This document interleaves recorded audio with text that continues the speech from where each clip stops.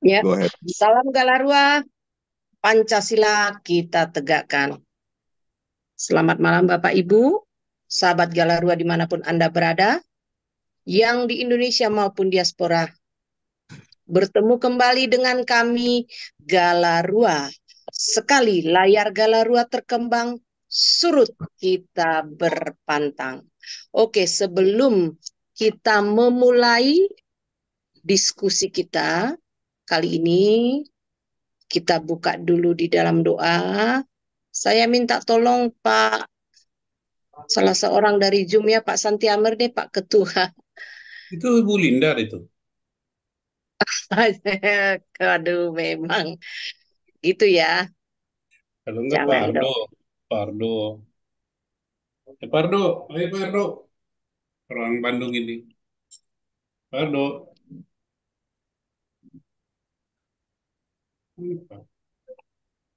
Ayo kita berdoa yuk. Halo. Ya, Mari kita berdoa, mari kita mulai. Mari. Pujian dan hormat bagimu, Bapa yang kami sembah di dalam nama Tuhan Yesus Kristus yang berkuasa atas semesta serta isinya, atas segala kuasa-kuasa yang kelihatan maupun yang tidak kelihatan.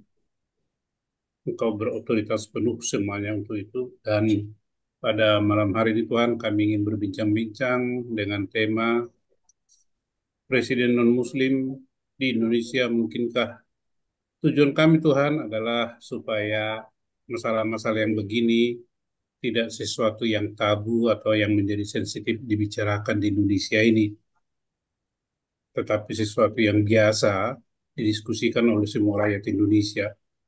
Yang kedua Tuhan, saudara-saudara kami yang non-Muslim tidak canggung lagi di dalam hal bergaul, bersikap, ataupun eh, menapak karirnya di bidang kenegaraan, karena semuanya dijamin konstitusi, dan ada perubahan-perubahan sikap daripada umat Muslim karena sudah mereka kebanyakan berpendidikan dan berjiwa bebas Tuhan. Pimpin dan bimbing kami, nama Tuhan ditinggikan dan dimuliakan. Amin. amin. Ya, oke. Oke, Bapak Ibu, ya, sahabat Galarua. Kali ini kita ambil tema, ya, Presiden non-Muslim, mungkinkah, itu ya. Maksudnya, apakah mungkin yang non-Muslim bisa menjadi presiden ataupun wakil presiden di Indonesia? Ya, oke. Sejarah mencatat ya bahwa presiden dan wakil presiden di Indonesia belum pernah dari non-Muslim ya. Suara saya jelas nggak ya? Lanjut. Tapi gambarnya kelihatan? Enggak ya? Buram. Kak Buram. Oh itu laptopnya kurang bagus itu. Aduh, kenapa Ini bisa begitu ya? ya, kurang bagus itu. Mungkin baru buka puasa Pak. Apa tutup kamera aja ya? Nih, tutup kamera saja ya. Sementara ya, kayaknya ya. Oke, tutup kamera aja lah. Ya, sejauh ini belum ada ya presiden kita dari non-Muslim, presiden maupun wakil presiden ya. Walaupun secara undang-undang boleh siapa saja, tidak dibatasin ya, agama itu tidak menjadi salah satu syarat.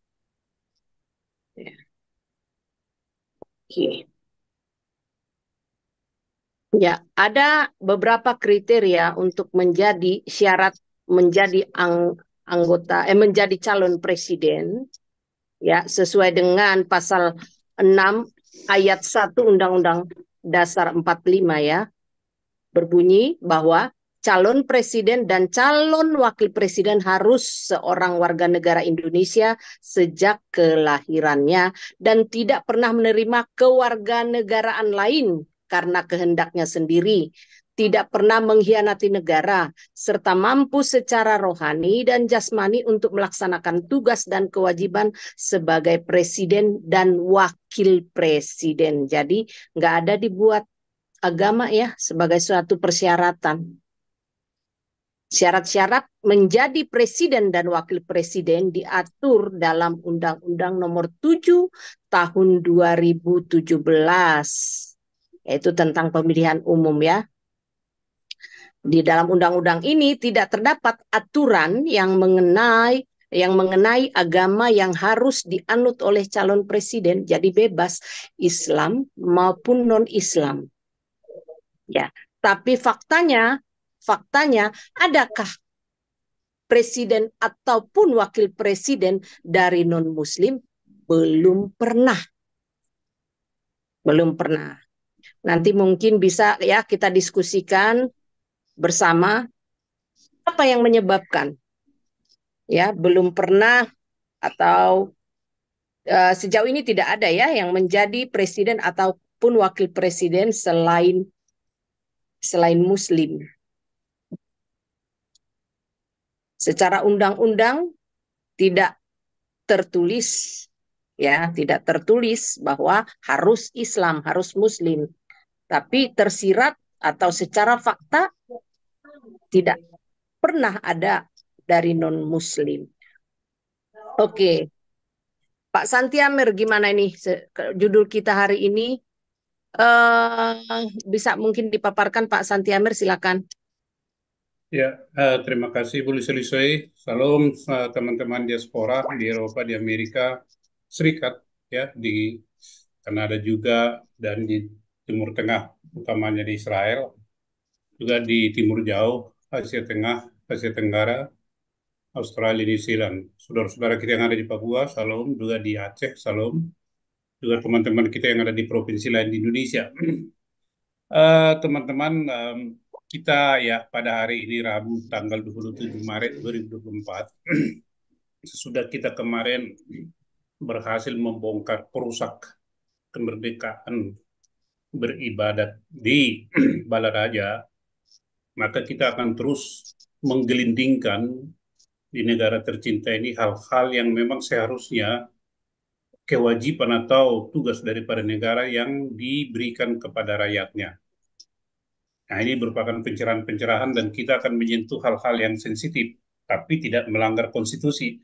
Jadi saya berharap teman-teman nggak usah ragu-ragu ya. Jadi malam hari ini kita pilih judul eh, mengangkat topik diskursus kita yang lain daripada yang lain, yaitu Presiden non-Muslim di Indonesia, mungkinkah? Eh, Topik ini teman-teman ya saya ambil dari prolog daripada Kiai Haji Salahuddin Wahid dalam buku eh, Presiden non-Muslim di Negara Muslim, karangan daripada Dr. Mujar Ibnu Syarif. Ya, nah, beliau memberikan prolog di sana. Uh, Beliau adalah pengasuh pondok pesantren Tebu Ireng, Jombang, Jawa Timur ya. Dalam buku yang saya katakan tadi. Jadi ini sangat penting bagi kita teman-teman. Ya, secara pribadi saya sangat menghargai dan mengapresiasi ya, dan salut atas keberanian daripada Dr. Mujar ya. Mujar ini Ibnu Syarif ini untuk mengarang suatu buku ya dengan judul yang sangat sensitif dan peka di Indonesia. Dan terus terang aja saya belum pernah menemukan suatu buku dengan judul yang hampir sama atau mirip yang ditulis oleh non-Muslim.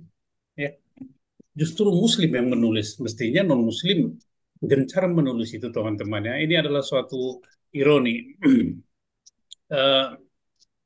Kemudian maksud daripada perbincangan kita pada malam hari ini adalah untuk memberikan uh, pencerahan kepada masyarakat non-Muslim di Indonesia agar berani ya memahami hak dan kewajibannya sehingga bersikap berani.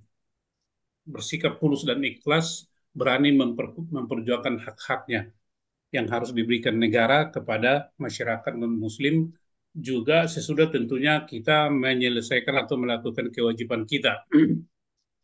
Tujuannya teman-teman ya, jangan kita masyarakat non-Muslim ini merasa inferior, jangan merasa kita ini di Indonesia ini merasa penumpang, jangan merasa kita ini adalah warga negara kelas 2. Ya sudahlah, kita kan toh juga nggak bisa jadi presiden atau apa contohnya ini ya. Padahal ada yang sangat berpotensi dan secara kualitatif itu mampu ya, punya kredibilitas gitu. Jadi kita teman-teman membatasi diri pada kajian atau diskusi ya pada sentuhan realitas politik yang ada. Jadi kita tidak berbicara dari sisi agama. Pasti nanti sisi agama itu yang menonjol. Tetapi sepintas akan kita juga menyinggung masalah dari sisi agama. Agama mana?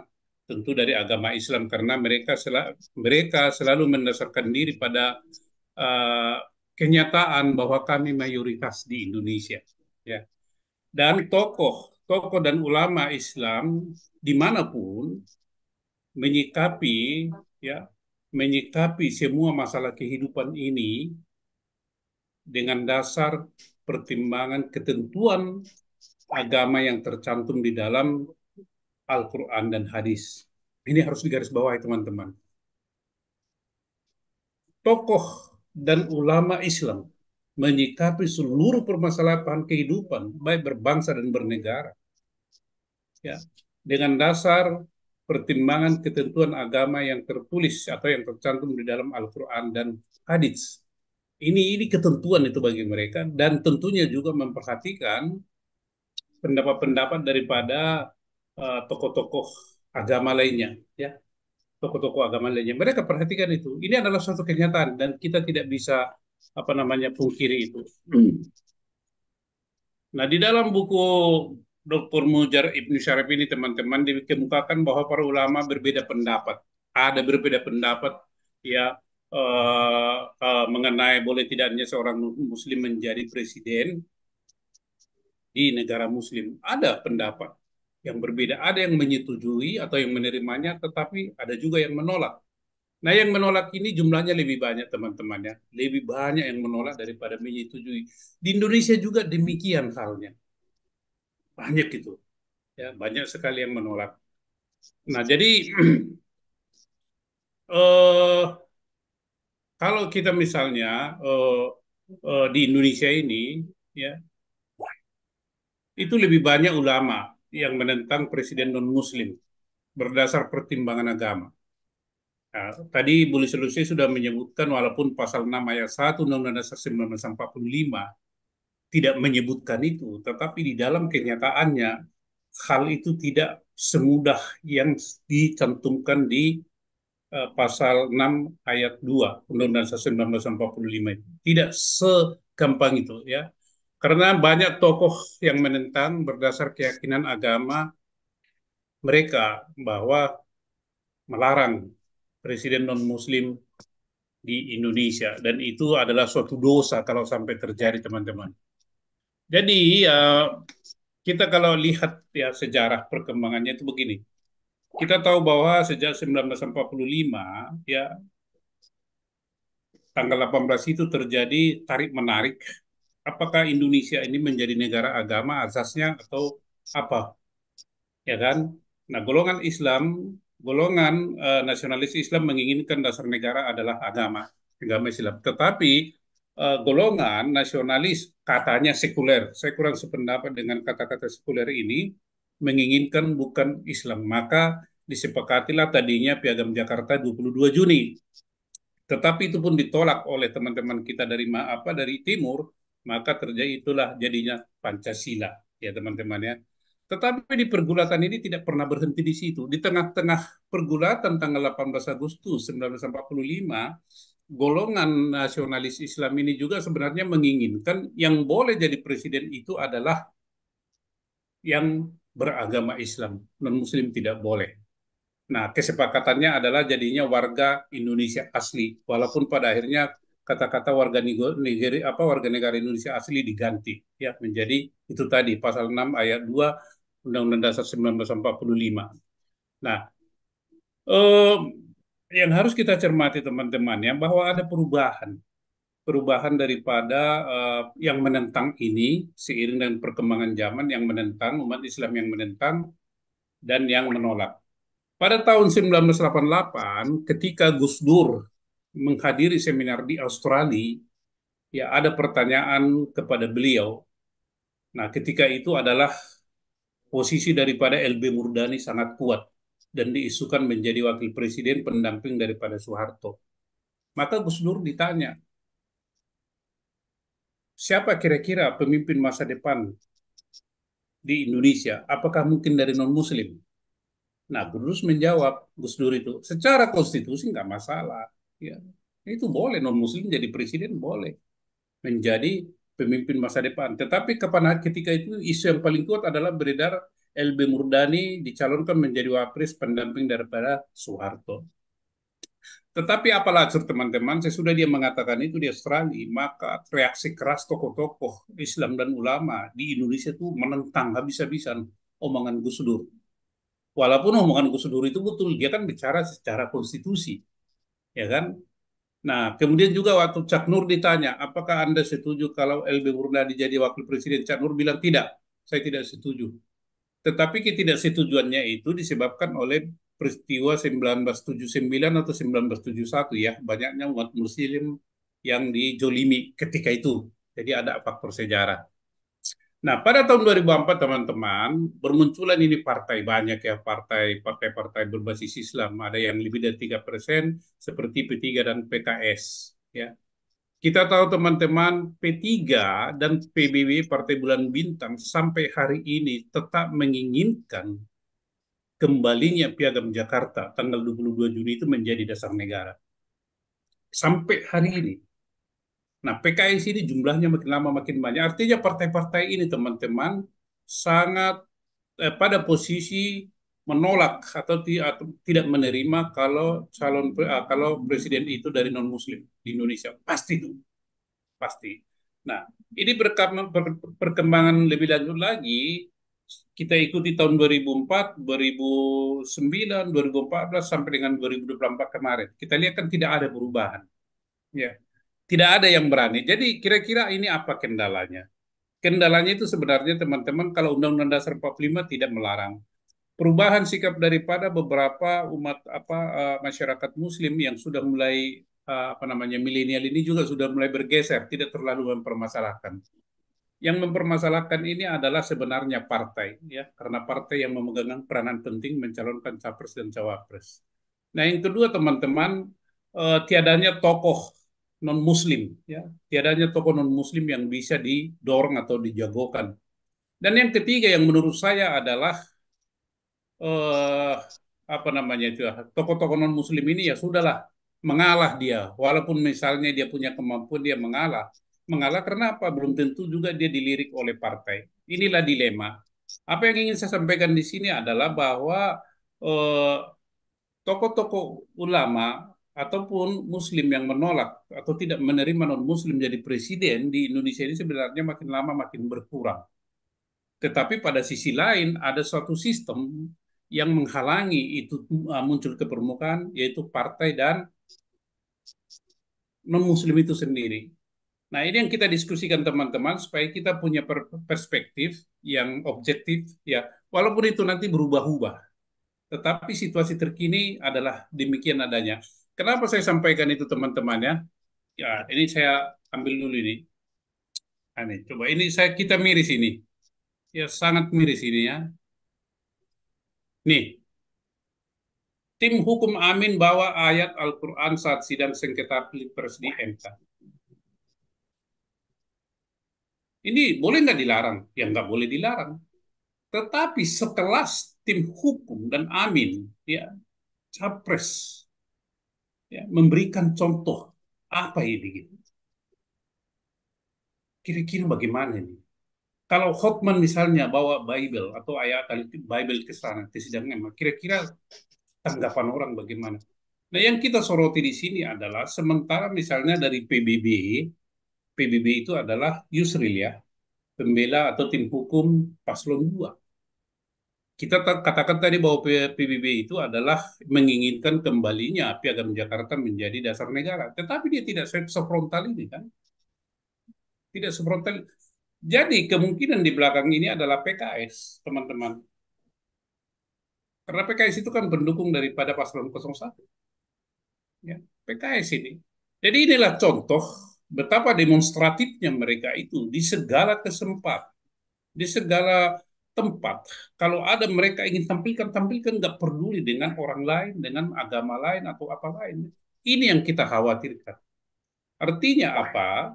Yang namanya penentangan tidak menerima presiden dari non-Muslim ini masih besar sekarang ini dan itu berfluktuasi, ya tidak linear dia, bisa aja berubah-ubah. Ini contohnya.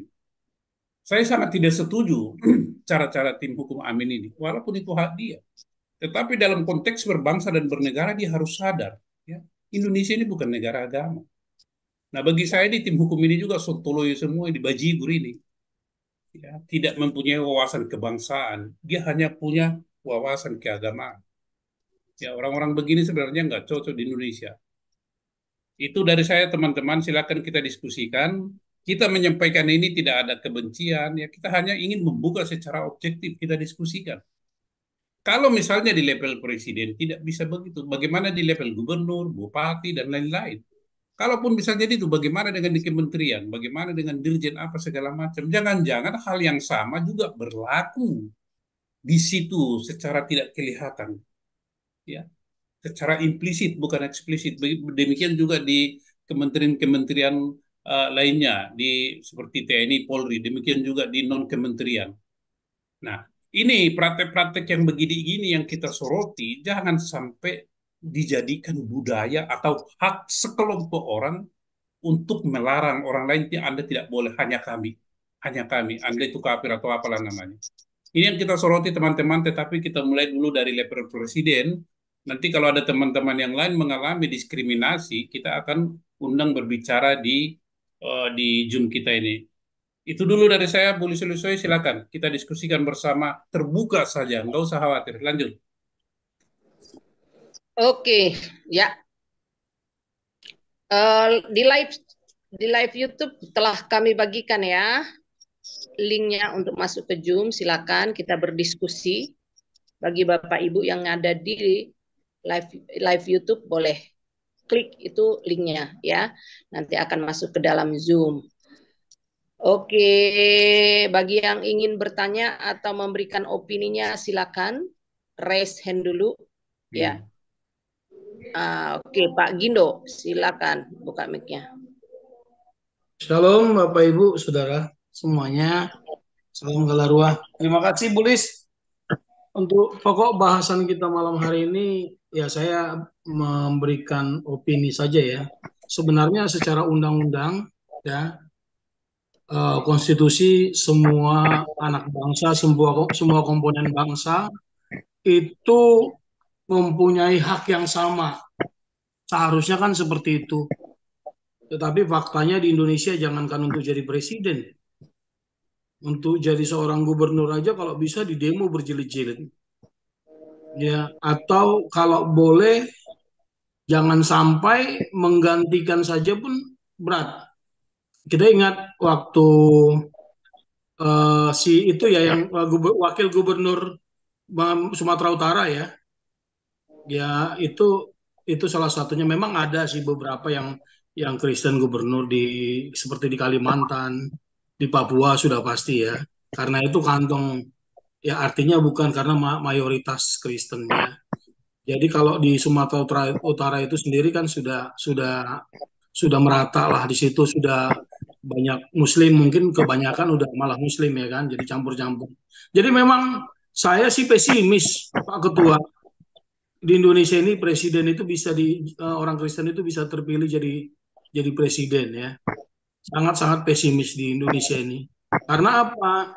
Karena ada banyak cara-cara mereka untuk tidak memperbolehkan orang Kristen itu memimpin gitu loh. Dan dalam ajaran mereka pun ada ya. Ya kita nggak mau menyinggung hal itu, tapi Itu sudah kita lihat. Bahkan Megawati aja seorang perempuan Muslim itu pun sempat dipersulit gitu loh. Jadi menurut saya sih sangat-sangat pesimis ya, yang realistis saja lah. Jadi kalau untuk memperjuangkan itu sih tidak ada yang tidak mungkin, kecuali sudah terjadi reformasi besar-besaran di Indonesia ini, khususnya negara ini benar-benar terpisah dari agama, atau agama itu sendiri ya tidak menyatu dengan negara. Karena kalau udah agama menyatu dengan negara, ya jadinya agama negara, negara agama gitu loh ya, Bapak Ibu. Jadi harapan kita apa ya, agak sangat jauh gitu, sangat pesimis gitu Pak Ketua. Tapi bagaimanapun caranya ya kita tidak bisa apa namanya, tidak punya harapan atau tidak punya asa selagi kita bisa memperjuangkan itu, maka selalu ada kemungkinan. Yang pasti biarlah Indonesia ini untuk paradigma atau pola pikirnya, khususnya saudara-saudara kita yang di luar Kristen ya. Saya tidak mau katakan secara global yang saudara-saudara kita yang dari Muslim semua enggak, tetapi ya itu faktanya seperti itu ya. Biarlah eh, kalau boleh, tapi ya gimana ya kalau dibilang kalau boleh, bukan kita juga yang yang meminta untuk para tokoh-tokoh agama, para pemimpin-pemimpin agama, apalagi MUI itu, aduh. Jadi gitu deh Bu, itu pendapat saya sementara deh, nanti kita kembangkan kalau ada ini, nanti saya ini lagi. Terima kasih Bu, untuk sementara saya agak pesimis Bu. Oh iya, berarti Pak Gindo saat ini pesimis masih ya. Ya, Pesimis bahwa akan ada presiden atau wakil presiden dari non-Muslim. Ya, semoga izin didengarkan pemerintah, ini sebenarnya tidak bagus ya untuk bangsa ini ya. Akan makin terpuruk kalau seperti ini ya. Oke Pak Supriyadi, silakan memberikan opininya. Selamat malam, Shalom, Ibu tuh. Halo. Lisoy. Ya, Shalom, salam. Santi Amar, Pak Santi Amar. Tuhan Yuk. Yesus berkati kita semua ya. Amin. Kalau saya sih ingin mungkin membuka sedikit sejarah ya di masa lalu, ketika pada tanggal 1 Desember 1956 seorang wakil presiden, yaitu kita tahu sendiri Muhammad Hatta, Pak Muhammad Hatta itu mengundurkan diri dari parlemen ya, parlemennya Soekarno. Ketika itu beliau kan menjabat wakil presiden. Nah, di situ pun terlihat ya bahwa menguatkan statement atau posisi yang mengatakan bahwa tidak adanya lagi wakil atau utusan dari daerah. Itu yang sehingga membuat salah satunya muncullah gerakan PRRI di Sumatera Barat. Lalu mungkin diikuti dengan Permesta di Sulawesi Utara lah, di Minahasa, di Manado. Saya rasa beginilah, kita harus fair aja lah. Memang janganlah ya, pemimpin itu hanya selalu Jawa sentris. Saya tidak bermaksud untuk sara ya, untuk rasis kepada suku Jawa, atau saya tidak punya dendam lah atau apapun. Tapi alangkah baiknya setiap putra-putra daerah siapapun lah, jangan hanya dibatasi dari suku saja, dari agama saja. Semuanya punya hak yang sama dong. Kalau asalkan punya kapabilitas, kemampuan, skill, ya kita harus harus menerima itu. Jangan hanya kayak ya contohnya yang terjadi kan ya, kita tahu sendiri kan selama ini politik identitas kan selalu dimainkan terus. Ya saya juga nggak tahu tujuannya ya pastilah ya untuk mementingkan kelompok lah, mencapai tujuan-tujuan tertentu aja. Tapi yang terjadi di Indonesia itu adalah seperti itu. Bahkan kalau jangankan presiden, wakil presiden, menempati posisi-posisi seperti PNS pun, itu kan lucu ya Pak Santi Amar, Bu Lisoy, dan kita semua ya, kita tahu sendiri kan, masa harus hafal kitab tertentu, ayat tertentu di agama tertentu, langsung auto naik, auto jadi itu, jadi diluluskan gitu. Lah ini kan lucu gitu loh.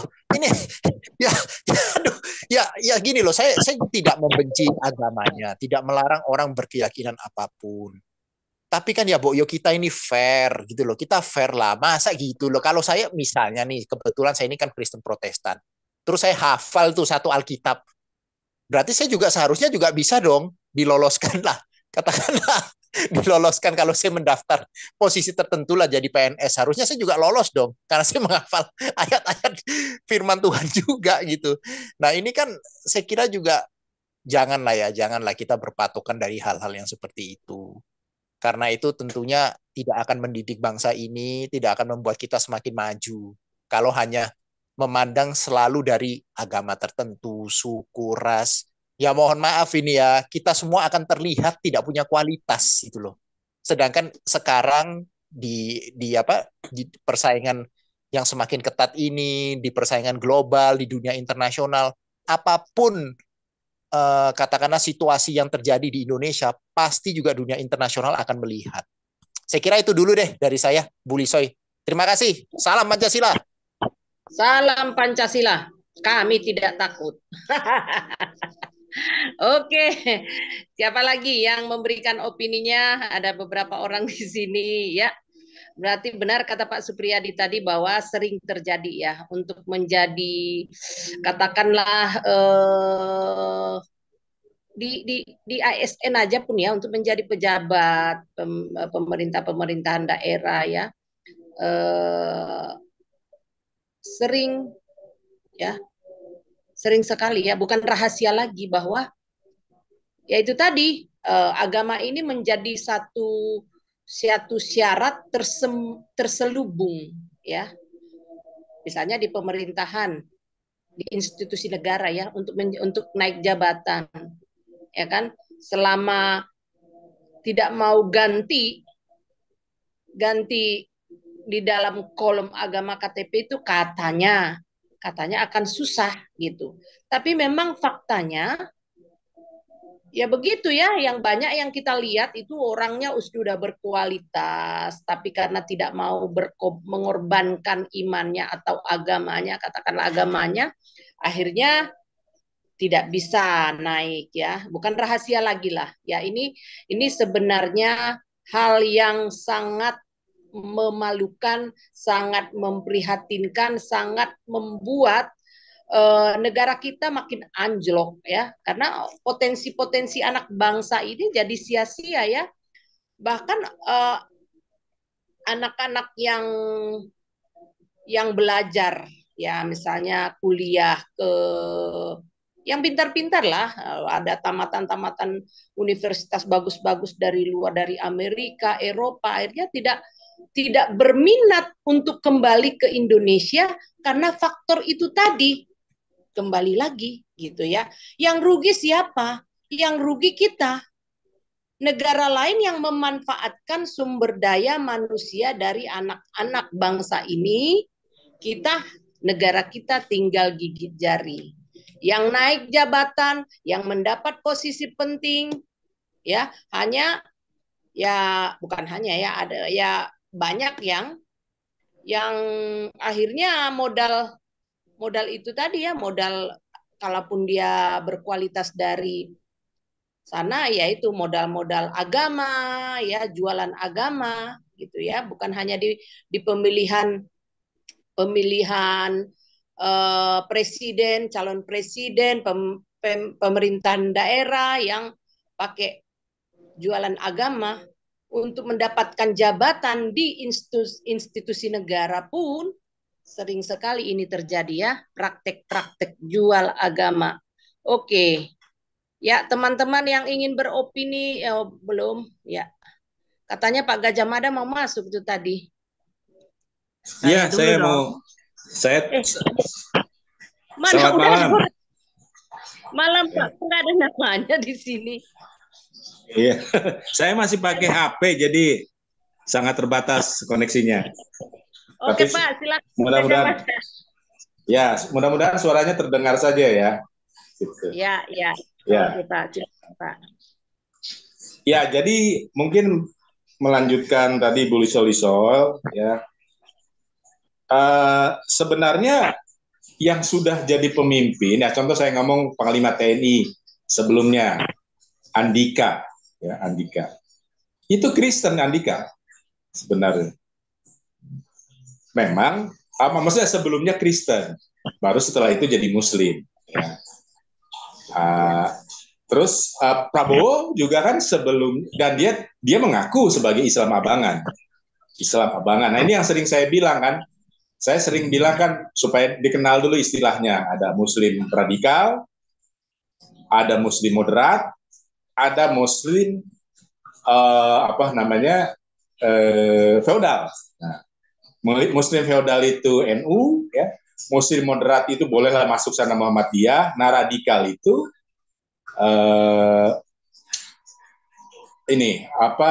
seperti PKS. Itu yang bahaya tuh. Kalau masuk dalam pemerintahan, dia jadi menteri, maka di kementerian itu akan seperti syariah. Akan susah orang non-muslim yang naik jabatan. Itu yang bahaya. Makanya kita berharap, ya saya mulai dari sini dulu ya ngomongnya. Saya berharap supaya memang PKS nggak usah bergabung, ya, nggak usah bergabung atau diundang dalam koalisi di pemerintahan Prabowo Gibran. Ya. Kita sudah punya pengalaman dengan pemerintahan SBY dulu kan 2 periode, di mana PKS akhirnya ada SKB 2 menteri kan. Nah, akhirnya jadi semakin sekarang pun masih terasa bagaimana pendirian rumah ibadah itu diskriminatif ya. Jadi kontraproduktif ketika kita sedang berurusan banyak di Papua ya. Karena membuktikan ini diskriminasi bukan hanya ada di Papua saja, tetapi juga ada di provinsi-provinsi yang lain. Tapi saya mau ngomong sebenarnya ya bahwa Muslim feodal yaitu NU, biasa disebut dengan Aswaja, ya, Muslim Aswaja.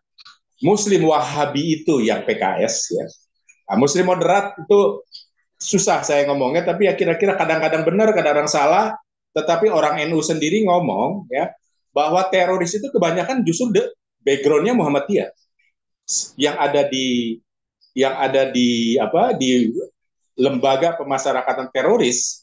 99% backgroundnya Muhammadiyah. Itu sudah berkali-kali saya sampaikan di beberapa forum. Ya. Bukan dari saya, itu orang NU yang ngomong. Spesialis spesialis masalah terorisme. Ya, jadi memang itu bahaya sekali seperti yang sekarang di sana tuh, yang di Rusia itu kan sudah di Rusia 100 orang lebih kan, 130 orang mati di gedung opera. Israel 134 orang masih diculik sampai sekarang. Wah. Jadi sebenarnya Rusia aja kalap gitu menghadapi orang-orang seperti mereka. Sebelumnya di Beslan, ya, jaringan, ya disebutnya kan itu jaringan ISIS Khorasan ya. Nah, jadi itu bahaya sebenarnya. Jadi Muslim Wahabi. Muslim Wahabi yang teror begitu yang jadi ISIS, lalu nanti kalau mereka dihukum dilindungi oleh Muslim moderat dan dilindungi oleh Muslim seperti itu NU, Mahfud MD misalnya. Nah apa yang disampaikan oleh Ustadz Somad itu adalah melindungi mendiskriminasi agama lain. Terus dia nggak dihukum oleh Somad itu nggak pernah diteriakkan ya oleh Mahfud MD untuk ditangkap. Padahal sudah dilaporkan berkali-kali. Bahkan Mahfud MD menjebloskan Panji Gumilang ke penjara. Sementara Panji Gumilang sudah mengedepankan untuk membiasakan bahwa pesantren itu untuk lebih toleran terhadap Israel. Nah, lalu Muslim mana yang Prabowo itu? Lalu juga yang Muslim mana yang Andika Perkasa itu? Kan? Nah, banyak yang Muslim-Muslim seperti itu sebenarnya asalnya dari Kerajaan Mataram. Kerajaan Mataram Muslim. Mereka saya rasa Jokowi juga. Karena kalau saya ngelihat sebagai orang Jawa ya, saya melihat sepak terjangnya, ya dia seperti itu. Jadi syariat Islam itu tidak dilakukan sepenuhnya oleh mereka. Nah, kalau Andika harus berganti agama, ya, dari Kristen ke Islam. Yang lain, saya rasa Prabowo mungkin dari sejak menikah sudah Muslim ya. Tapi dia mengaku Muslim abangan. Muslim abangan ini karena mereka berasal dari kerajaan, berarti mereka paham bagaimana berpolitik ketika suasananya udah kok kan sering saya juga ngomong, Islam itu adalah agama yang mencampurkan politik. Dari sejak awal munculnya sampai sekarang itu politik selalu dipakai. Sehingga cara melawannya juga saya usulkan harus dengan politik lagi. Nah, sampai sekarang yang bisa mengatasi seperti itu adalah Muslim abangan. Mereka paham politik. Mereka tahu bagaimana caranya. Tinggal nanti kita buktikan, misalnya seperti gini. Apakah yang dilakukan oleh Menlu Retno yang terkesan seperti mendukung Palestina, apakah sekedar gimmick, ya, sekedar nggak sebenarnya nggak benar-benar mendukung, hanya gimmick doang, gitu kan? Karena memang negara Arab pun ya tidak ada yang mendukung Hamas dan itu dikeluhkan oleh Hamas. Ya. Justru yang bikin repot Israel itu adalah orang-orang kiri. Mereka bukan Muslim, ya, tetapi orang-orang kiri, ya, yang dulu sebenarnya dibiayai oleh orang Yahudi sebenarnya. Nah, sekarang mereka sudah ada jadi profesor, mereka jadi angkor di news media, gitu kan. Akhirnya mereka bersimpati. Sebenarnya itu mereka kiri, ya. Kiri, saya sudah melihat beberapa channelnya, ya. Udah lama sih channelnya, tapi lama-lama kok jadi memang akhirnya ke kiri mendukung Hamas gitu. Nah, sekarang Amerika mungkin karena politik ya mau pilpres sehingga Amerika tidak mengambil hak veto di Dewan Keamanan PBB untuk adanya gencatan senjata. Sementara Hamas sudah terdesak, kalau dilakukan gencatan senjata akan tidak menguntungkan bagi Israel, ya, karena sanderanya kan masih di sana. Ya, saya balikan lagi bagaimana ketika di Rusia itu diserang oleh ISIS Khorasan gitu, mati 130 lebih, ini ada 134 sudah masih disandra dan 1.200 orang sudah mati. Jadi tidak ada lagi cara untuk melawan mereka ya kecuali diserang terus sampai sandra itu dibebaskan. Nah, saya mungkin kalau masuk ke 1 Samuel 15 ayat 3 nanti jadi terlalu panjang, tapi saya ngomong dengan topik ini bagaimana supaya non-muslim itu bisa jadi presiden. Nah, seperti saya katakan tadi, muslim abangan ya, atau yang dari kerajaan Mataram itu yang sudah berpolitik, itu bukan muslim sebenarnya. Mereka murtad karena hanya 10-15%. Coba lihat teman-teman kita, ya. Dulu mereka mayoritas ya, orang-orang seperti ini mayoritas dulu di Orde Baru. Ya.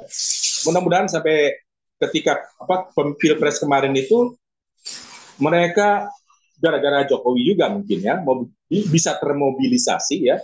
Jadi saya tidak setuju dengan tuduhan sebutlah dengan pengacara-pengacara dari yang namanya gugatan ke MK itu ya bahwa telah terjadi kecurangan. Enggak, itu benar, cara yang benar ya. Panjang nanti kalau cerita itu. Tapi saya mau ngomong bahwa Presiden Jokowi berhasil memobilisasi ya. Jadi sekitar kalau ngelihat data dari pemilih luar negeri yang tidak ada bansos, yang tidak ada mobilisasi kepala daerah dan tidak ada mobilisasi aparat kepolisian, 63,7% loh menang Capres 02 di luar negeri. Jadi bertentangan tuh dengan klaim Capres 03 bahwa mereka itu menang di luar negeri. Faktanya mereka kalah. Nah, padahal tidak ada tuh bansos, tidak ada bansos, tidak ada mobilisasi aparat desa, tidak ada mobilisasi aparat kepolisian, tetap bisa menang. Jadi seharusnya kemenangan di sini pun sekitar seperti itu, lebih besar daripada 58,5. Jadi sebenarnya mereka yang dicurangin karena faktanya seperti itu, ya. Kecurangan di Aceh ada pengembelungan suara, terus juga di Papua juga ada BIN, ya. BIN melakukan operasi, ya. Nah, jadi disitulah hebatnya Bapak Jokowi kalau saya melihat, ya.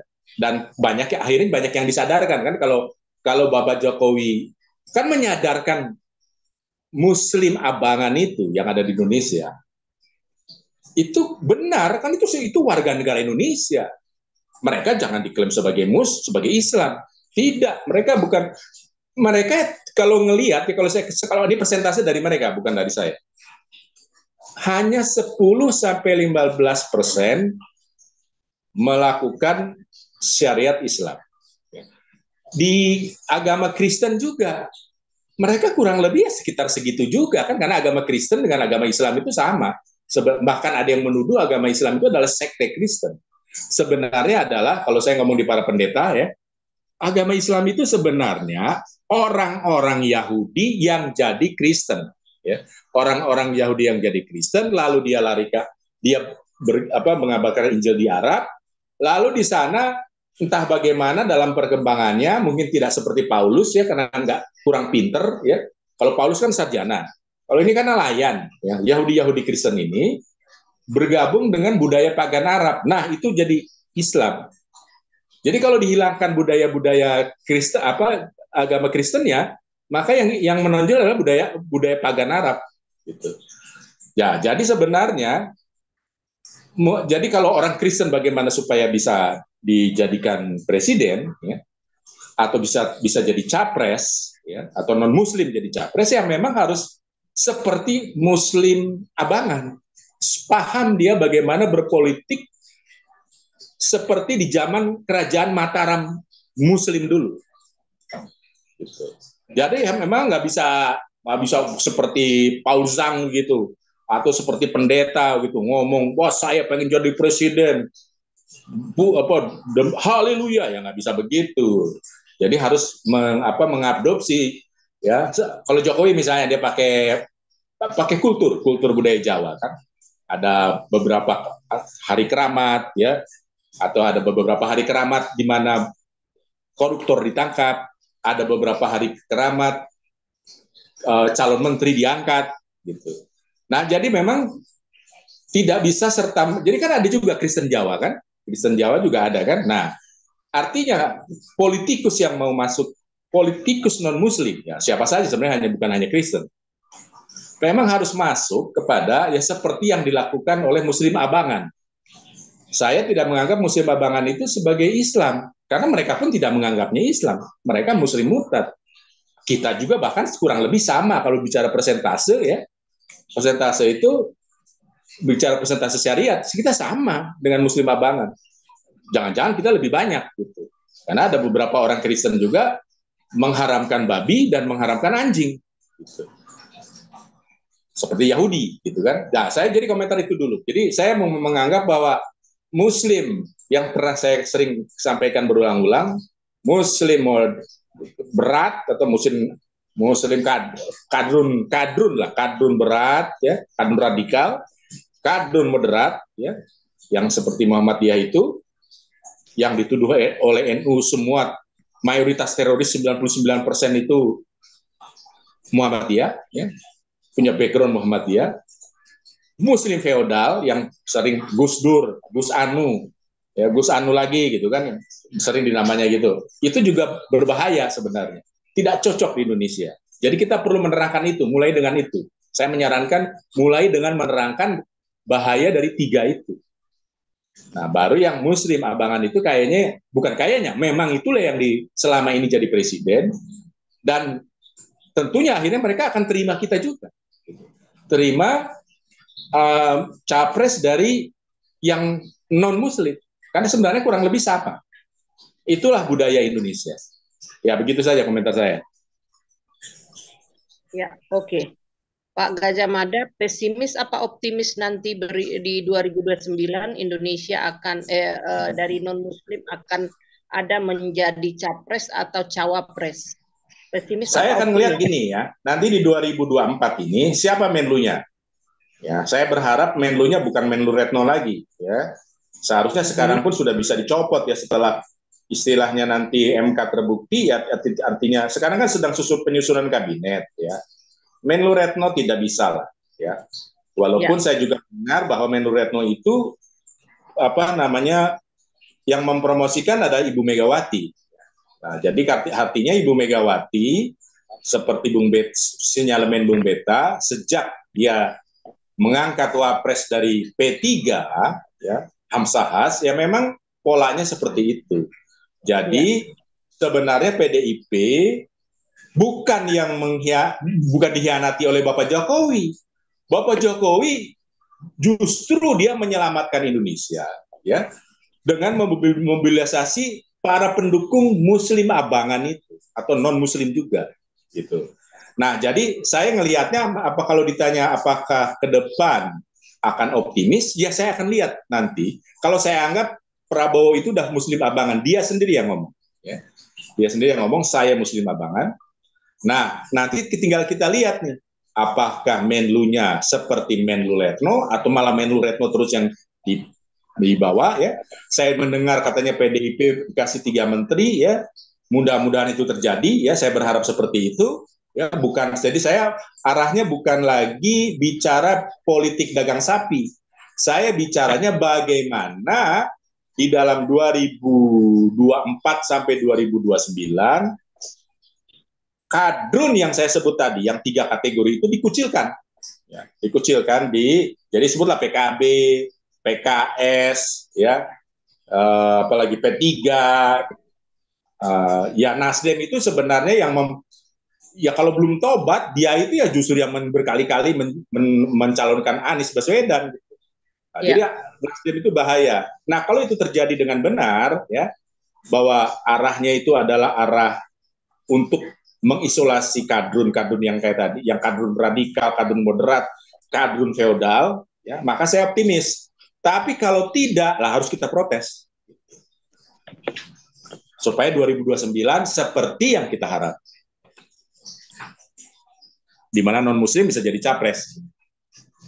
Betul. Oke, ya. Nah, di sini, oh ya, yang resen ada Ibu Linda, silakan Bu Linda. Boleh memberikan opininya. Ya, shalom, selamat malam semuanya.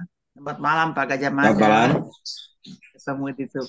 Mungkin ini tanggapan saya sedikit dan nanti saya mau tanya juga ke Pak Gajah Mada. Topiknya adalah presiden non-muslim di Indonesia mungkinkah gitu ya. Menurut saya selama Indonesia masih berkutat dengan agama tidak mungkin. Menurut saya nih tidak mungkin ya, tidak mungkin. Nah, yang saya tidak habis pikir gitu ya, seandainya presiden itu non-muslim, kira-kira apa yang ditakutkan ketika seseorang dari non-muslim memimpin negara ini? Apa yang ditakutkan itu? Kalau memang yang dari non-muslim itu mempunyai kriteria yang baik ya, memenuhi. Kenapa tidak? Kalaupun nanti dia memimpin, membuat negara ini menjadi lebih baik, why not gitu ya? Tionghoa, Kristen, kenapa?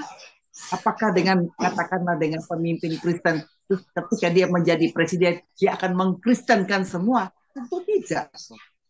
Satu itu, kedua. Terus di mana itu istilah Bhinneka Tunggal Ika, berbeda-beda kita tetapi tetap satu. Berbeda-beda dalam hal apa? Itu teorinya saja. Berbeda-beda bukan kita tetap satu, tidak. Saling baku hajar sebetulnya. Yang mayoritas menekan yang minoritas, itu bukti. Jadi hanya teori doang. Padahal kalau kita mau lihat ya, orang yang dari keturunan Tionghoa misalnya kan banyak juga pahlawan-pahlawan olahraga, katakanlah, itu dari mana? Dari Tionghoa juga kan? Nah, itu kalian tidak permasalahkan kan? Padahal mereka juga membawa nama negara kan, nama bangsa. Itu tidak dipermasalahkan.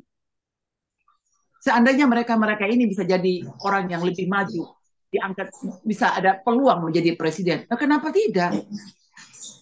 Yang penting mereka siapapun, yang penting mereka bisa membuktikan bagaimana kinerjanya mereka, kecintaan mereka terhadap Indonesia, darahnya juga memang darah merah putih, setia kepada Pancasila, tahu persis tentang Bhinneka Tunggal Ika, perbedaan itu indah dan segala macam. Apa yang salah? Nah, mungkin pertanyaan untuk Pak Gajah Mada, kira-kira apa yang ditakutkan ketika non-Muslim itu menjadi presiden? Apa faktor utama yang paling ditakutkan tuh Pak? Mohon jawaban Pak. Mohon penjelasan Pak Gajah Mada. Iya. Jadi seperti saya bilang tadi ya. Jadi perkembangan agama Islam di dunia itu cepat sebenarnya. Ya. Bahkan kalau berjalan seperti sekarang ya, speednya ya, itu 2050 orang Kristen kalah jumlahnya. 2050. Jadi sekarang 2024 ya 26 tahun lagi. Nah, dan mereka jadi contohnya di Madagaskar atau di Maldives ya. Maldives itu Maladewa, bukan Madagaskar, sorry. Maldives di Maladewa atau Maladewa itu dulunya itu negara Hindu dan Buddha. Ya, saya mendengar dari biksu Myanmar yang dituduh membasmi Muslim Rohingya. Dia bilang dia melakukan itu semua karena Maladewa. Ya, karena Maldives tadi ya. Kenapa? Di sana Maladewa umat Buddhis itu dipersekusi. Ya. Jadi mereka ini nggak benar. Ya, kalau saya pernah merujuk kepada Serat Dharma Gandul, itu orang tulisan Raja Majapahit, ya, Hindu. Ya. Dia mengatakan tidak ada kebaikan dalam agama Islam. Pengertiannya diberikan kebaikan, diizinkan masuk, ya. Begitu di dalam dia malah mempersekusi Hindu dan Buddha. Itulah sejarahnya mengapa Indonesia juga sama seperti Maladewa. Ini dirujuk oleh pendeta tadi di Myanmar tersebut. Dia menyebut nama Indonesia, dia menyebut Maldives atau Maladewa, dan menyebut Malaysia. Dulu mereka mayoritas. Kenapa jadi minoritas? Karena mereka menggunakan politik. Nanti bisa panjang nih kalau cerita politik begini. Salah satunya misalnya KTP harus di kolom agama dalam KTP harus dituliskan. Ya. Jadi agama yang dianut itu adalah agama-agama impor semua, termasuk Kristen. Ya. Hindu dan Buddha juga impor. Yang sebenarnya di Indonesia itu agama lokal yang mayoritas. Mereka sudah tahu, mereka punya datanya. Orang-orang Kristen saya rasa ada yang tahu nggak? Ya? Silakan saya mendorong yang mendengar channel ini untuk mempelajarinya. Tapi yang saya baca, ya, mereka tahu bahwa yang mayoritas itu sebenarnya agama lokal. Sehingga dengan adanya keputusan politik seperti itu, mereka jadi bisa berkembang di Indonesia. Tiba-tiba, di Indonesia itu mayoritas agama Islam. Ketika itu sampai kepada pilpres dan pemilu, mereka nggak pernah menang. Karena seperti kemarin silent majority, ya, termasuk di banyak tempat. Ketika Megawati atau PDIP sudah berubah, ya, menjadi partai tengah kanan, ya, yang akan membawakan ekonomi syariah dan wisata syariah, tiba-tiba jadi kalah. Untung saja masih dipilih partainya jadi pemenang pemilu. Saya rasa kalau PDIP begini, dia tidak paham dan menuduh Bapak Jokowi itu sebagai pengkhianat partai, ya, bukan dia sadar bahwa itu adalah kesalahan dari Ibu Megawati atau kesalahan daripada inner circle atau ring satunya Megawati. Hasto itu Kristen. Hasto Kristen. Dia kok tidak tahu bahwa kok memberikan prediksi kepada Ibu Mega, ya, termasuk Adiana Pitupulu, Kristen juga, dia katakan bahwa akan menang satu putaran Ganjar. Ternyata bukan menang satu putaran, kalah satu putaran, suaranya pun kalah dari Capres 0. Kalau dia atau PDIP atau Ibu Mega tidak sadar bahwa dia dikelilingi oleh orang-orang yang tidak kompeten, ya saya sebut tadi 2 nama, ya Hasto dan Adiana Pitupulu, itu PDIP nanti akan minggat. Yang tadinya milih Capres 02 tapi masih pilih partai PDIP, nanti nggak mau pilih partai PDIP, nggak mau pilih juga Capres PDIP. Itulah makanya saya sarankan, saya tidak memaksa ya, kalau PDIP punya visi strategis, maka dia akan gabung dengan Capres 02. Ini untuk menjawab mengapa di Indonesia itu masih terkesan takut. Itu aja lihat itu PDIP kan, takut kan dia kan. Gitu kan. Padahal kan nggak perlu. Jokowi nggak perlu jadi seperti Ibu Mega kan. Nah, bahkan dia nggak punya partai, tapi kok bisa menang besar? Itu caranya benar. Nah, jadi PDIP ya sebutlah masalahnya masalah di. Jadi kalau tadi ada pertanyaan kenapa ya takut ya, Jadi yang pertama adalah memang harus ada mereka. Jadi kadrun radikal itu memang berjuangnya selalu dengan politik. Ya. Tetapi di Indonesia bukan tidak bisa dilawan, buktinya oleh Jokowi dan Capres 02 bisa dilawan. Yang masalah justru partai PDIP yang sebelumnya dulu saya dukung bertahun-tahun dari sejak remaja. Dia nggak punya visi. Baru setelah begini dia baru sadar. Itu pun masih mereka nggak mau sadar akan kesalahannya. Melalui MK saya ngelihat mereka tuduhlah macam-macam. Ya. Kalau sampai ke angket, waduh lebih bahaya lagi. Ya. Nanti jadi panjang ngomong ke sana ya. Tapi ngomongnya, jadi menjawab tadi pertanyaan Ibu Linda, ya, bahwa memang mereka berjuangnya lewat politik sehingga kita pun artinya PDIP kita yang non Muslim ya harus bersatu padu agar mereka jangan dominan ya jadi cukup jika mereka suaranya mereka minoritas sebenarnya ya. Orang sudah banyak tahu hanya suaranya lebih kenceng lebih nekat ya saya rasa Muslim Abangan juga nekat terbukti apa waktu tahun berapa saya lupa isu dukun santet itu adalah arahnya ke Muslim NU. Itu kepalanya pada hilang gitu. Di zaman Orde Baru. Ulama-ulama NU. Dan kalau melihat sejarah, memang ada sejarah kelam dari ulama-ulama NU. Sehingga banyak generasi saya lah sebutlah yang terkecoh bahwa ketika ada pemimpin-pemimpin NU yang mulai sadar bahwa mereka tidak mungkin menang, itu saya baca ya, mereka tidak mungkin menang kalau bersikap seperti dahulu, mereka mulai kelihatan moderat. Makanya sama Megawati dipilih.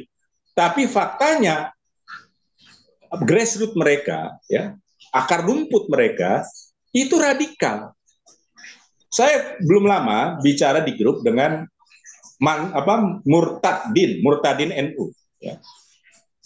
Murtadin NU yang sudah jadi Kristen masih menganggap bahwa NU itu moderat. Saya tunjukkan fakta-faktanya melalui tulisan Dr. Burhanuddin Muhtadi orang NU ya 4 tahun yang lalu maupun Profesor Messner bahwa NU itu mayoritas intoleran. Jadi kalau ada yang mengatakan bahwa NU itu, ini saya ngomong di grup Kristen loh ya, di tempat saya. Begitu sulitnya saya meyakinkan Murtadin ini ya sampai harus berkali-kali ya datanya saya tunjukkan bahwa memang NU itu menurut orang NU sendiri yaitu Dr. Burhanuddin Muhtadi mayoritas anti rumah ibadah non Muslim. Lalu dia bilang, oh contohnya saya waktu sebelum jadi Kristen dia bilang, saya banyak mendirikan saya bersama-sama jagain gereja. Nah, Bapak itu minoritas. Saya harus bilang begitu. Ini jurnal. Bapak mau baca? Saya minta dari teman saya, akan saya kasih jurnal. Jadi saya cukup lama ngomong di grup sendiri. Nah, ini sekarang ngomong kan bukan ini ngomong ke umum Indonesia, ke masyarakat Indonesia. Mudah-mudahan banyak menginspirasi, berapapun yang dengar. Jadi memang musuh teman kita itu Muslim abangan. Nah, makanya kalau bicara optimisme atau tidak, itu ngelihat dari prosesnya pelan-pelan. Siapa menlunya? Siapa Menko Polhukamnya? Apakah seperti Mahfud MD yang menganggap bahwa semua pesantren harus membenci Israel? Nggak boleh tuh seperti pesantren Al Zaitun yang menyanyikan lagu-lagu Israel. Nggak boleh. Wah, itu bahaya. Itulah makanya saya kecewa juga kepada Bapak Jokowi. Menlu itu kan sebenarnya di bawah Jokowi. Ya, saya masih belum melihat buktinya saja ya. Tadi saya memuji, mengapresiasi Bapak Jokowi. Tapi saya masih jengkel. Saya maunya tuh Menlunya dicopot sekarang. Bukan nanti dipilih lagi di era Prabowo. Gitu. Saya maunya dicopot sekarang sebelum tanggal 20 Oktober, sekedar simbol.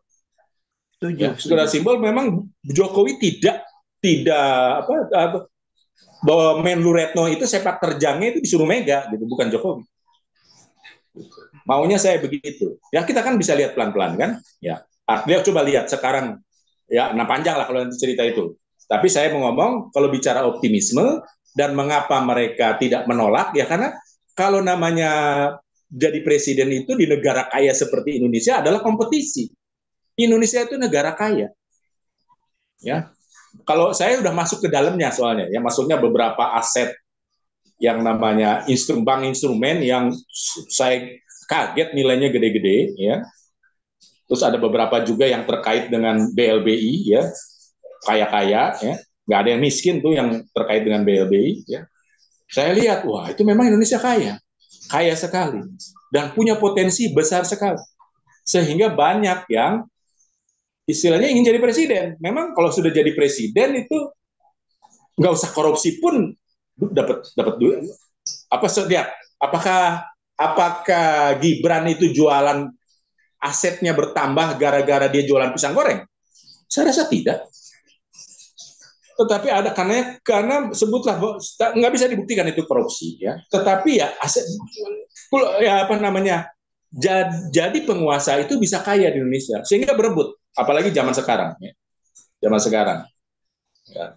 Saya tadi masih apa namanya di WA oleh seorang pendeta. Aduh kasihan juga dia minta dibantu ya. Nah, itulah kira-kira faktanya gitu kan. Nah, jadi ya memang yang sekarang kalau bicara bisnis ya yang sering saya suka bicara ya sekarang itu posisinya menurut Sukamdhani saya lupa namanya siapa tuh pokoknya pengusaha itu ya ada organisasi pengusaha suram sejak Pilpres ini ke depan suram ya harus banyak yang harus dibenahi ya. Nah jadi teman saya juga ada yang pengusaha saya pikir dia aman ya mungkin sedang kesulitan sekarang bagaimana ngasih THR. Gitu. Nah, jadi menjadi presiden Indonesia itu ya memang salah satu cara ampuh ya supaya jangan jadi miskin. Saya bilang, ya. Jadi berebut ya. Gaji anggota DPR gede-gede, ya. Ada proyek-proyek seperti yang saya tahu aja, misalnya kertas KTP DKI saja itu nilai proyeknya besar. Orang yang megang kertas seperti itu mensuplai, jadi supplier ke pemerintah DKI itu kaya dan jadi donatur ya, gitu. Positifnya jadi donatur. Atau misalnya ini yang saya identifikasi, jadi rupanya ada peraturan mengenai ruang terbuka hijau. Jadi rupanya banyak pabrik di DKI, ya, persentasenya itu melanggar aturan. Tentu dia nggak bisa bongkar lagi itu kan industrial kompleknya. Akhirnya dia harus beli di sekitar DKI harus dia tukar sesuai supaya bangunan jangan dibongkar. Kurangnya berapa harus dia membeli tanah dari individu-individu rumah tangga, lalu dikumpulkan nanti jadi ruang terbuka hijau. Nah, orang yang menangani proyek-proyek ini pada kaya loh di Anies Baswedan kemarin. Itu kan nggak korupsi. Yang beli juga swasta. Mau nggak saya beli dengan harga sekian? Nggak mau ya boleh dia pindah. Gitu. Jadi makanya kekuasaan itu memang untuk ya sebut untuk jadi jangan miskin gitu di era sekarang, di era COVID, dia sebutlah sekarang ini lagi susah-susahnya. Saya mendeteksi indikator ekonomi dan beberapa orang yang saya kenal, pengusaha juga pendeta yang kesulitan di zaman sekarang. Itu aja supaya nggak panjang banget nanti membosankan. Bu Linda, komentar saya. Ya, oke Pak Gajah Mada. Sebelum kita lanjutkan ke yang berikutnya, tolong yang di YouTube ya, di like, subscribe ya, dan dibagikan sebanyak-banyaknya channel Galarua TV, Beta Maluku Channel, yang saat ini ya kita pergunakan. Kemudian ini saat ini juga relay dengan Ardo Purba Channel, tolong di like, subscribe, dan dibagikan dengan Liso Channel juga. Ya, relay. Oke. Berikutnya Pak Santiamer, optimis apa pesimis nanti 2009 akan ada pemimpin dari non-muslim Pak? Bullish. Ya. Tadi sepertinya Bu Beta ada raise hand itu. Tadi. Oh ya, Pak Beta. Enggak ada. Udah ada. Tadi ya. Tadi udah raise hand. Pak Beta Maluku, silakan Pak. Kemana orangnya? Udah pergi sebelum ya nanti juga ini kali. Ya Pak Santiamer dulu deh. Ya. Jadi saya tidak langsung menjawab, itu bukan perhitungan matematik ya. Berharap tidak berharap boleh-boleh saja, tetapi kan hak subjektif. Saya tadi menyambung ini ya pertanyaannya Bu Linda. Begini, apa ruginya? Ini bukan masalah rugi tidak rugi. Saya kan tadi sudah di permulaan sudah saya sampaikan. Tokoh dan ulama Islam di dalam menyikapi permasalahan kehidupan sehari-hari baik berbangsa dan bernegara selalu mendasarkan kepada ketentuan-ketentuan yang ada di Al-Quran, hadis, termasuk di dalam memilih presiden atau pemimpin negara. Mereka selalu mendasarkan itu. Jadi kalau dikatakan apa alasannya, ya itu yang tersurat di Al-Quran. Yang tertulis itu banyak ayat-ayatnya itu. Yang menyatakan adalah dosa misalnya, ya memilih pemimpin yang bukan Islam, ada itu. Saya tidak sebutkan ayat-ayatnya banyak itu. Tetapi intinya adalah mereka mendasarkan kepada apa ketentuan-ketentuan yang tertulis di Al-Quran dan hadis dan pikiran-pikiran daripada tokoh-tokoh ulama besar sebelumnya. Nah di Indonesia ada dua ya. Pertama ada yang setuju, ada yang tidak setuju, ada yang menerima, ada yang menolak. Tetapi jumlah yang menolak ini lebih banyak dan lebih vokal suaranya daripada yang setuju. Yang setuju itu contohnya siapa? Gus Dur. Terus Ma'arif ya, Ma'arif itu mantan ketua umum Muhammadiyah.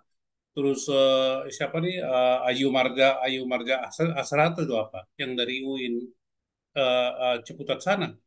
Itu yang setuju, yang lain itu menolak, termasuk Maruf Amin, MUI itu menolak ya presiden itu dari non muslim di Indonesia. Menolak keras itu. Dasarnya ada. Nah, yang menyetujui juga atau yang menerima dasarnya ada. Nah, kembali kepada misalnya tahun 2009, kalau saya jangankan itu, mungkin selama-lamanya juga nggak bakal ada. Tidak akan mungkin. Kenapa? Pertama, walaupun ada perubahan dinamika, jumlah yang menolak dan yang menerima di pihak Muslim, di mana non-Muslim boleh atau tidak boleh menjadi presiden, tetapi di pihak non-Muslim itu semuanya adalah sudah merasa minder. Sudah merasa minder, ya udahlah, nggak usah urusin itu. Ah, udahlah. Saya masih mengingat omongannya, jawabannya Pak Luhut waktu dia diwawancarai di podcastnya Deddy Corbuzier. Gimana Pak Luhut nggak berniat menjadi presiden? Sudahlah, nggak usah mimpi lah jadi presiden, nggak usah mimpi lah. Ini dia baru bicara suku itu, nggak usah mimpi lah. sekelas sekelas Luhut bin Sarpanjaitan mengatakan begitu, yang sudah punya Ya, informasi banyak. Nah, yang kedua adalah tentunya eh, walaupun merasa mampu daripada menimbulkan gejolak, ya mengalah saja. Jadi tidak akan mungkin ya non Muslim di Indonesia ini menjadi presiden. Tapi kalau Indonesia ini belajar, saya beritahu, Amerika itu mayoritas adalah Protestan. Tetapi di sana bisa presiden itu Kennedy.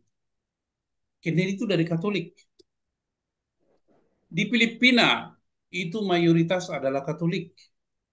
Tetapi Fidel Ramos itu bisa menjadi presiden karena Fidel Ramos itu dari Protestan.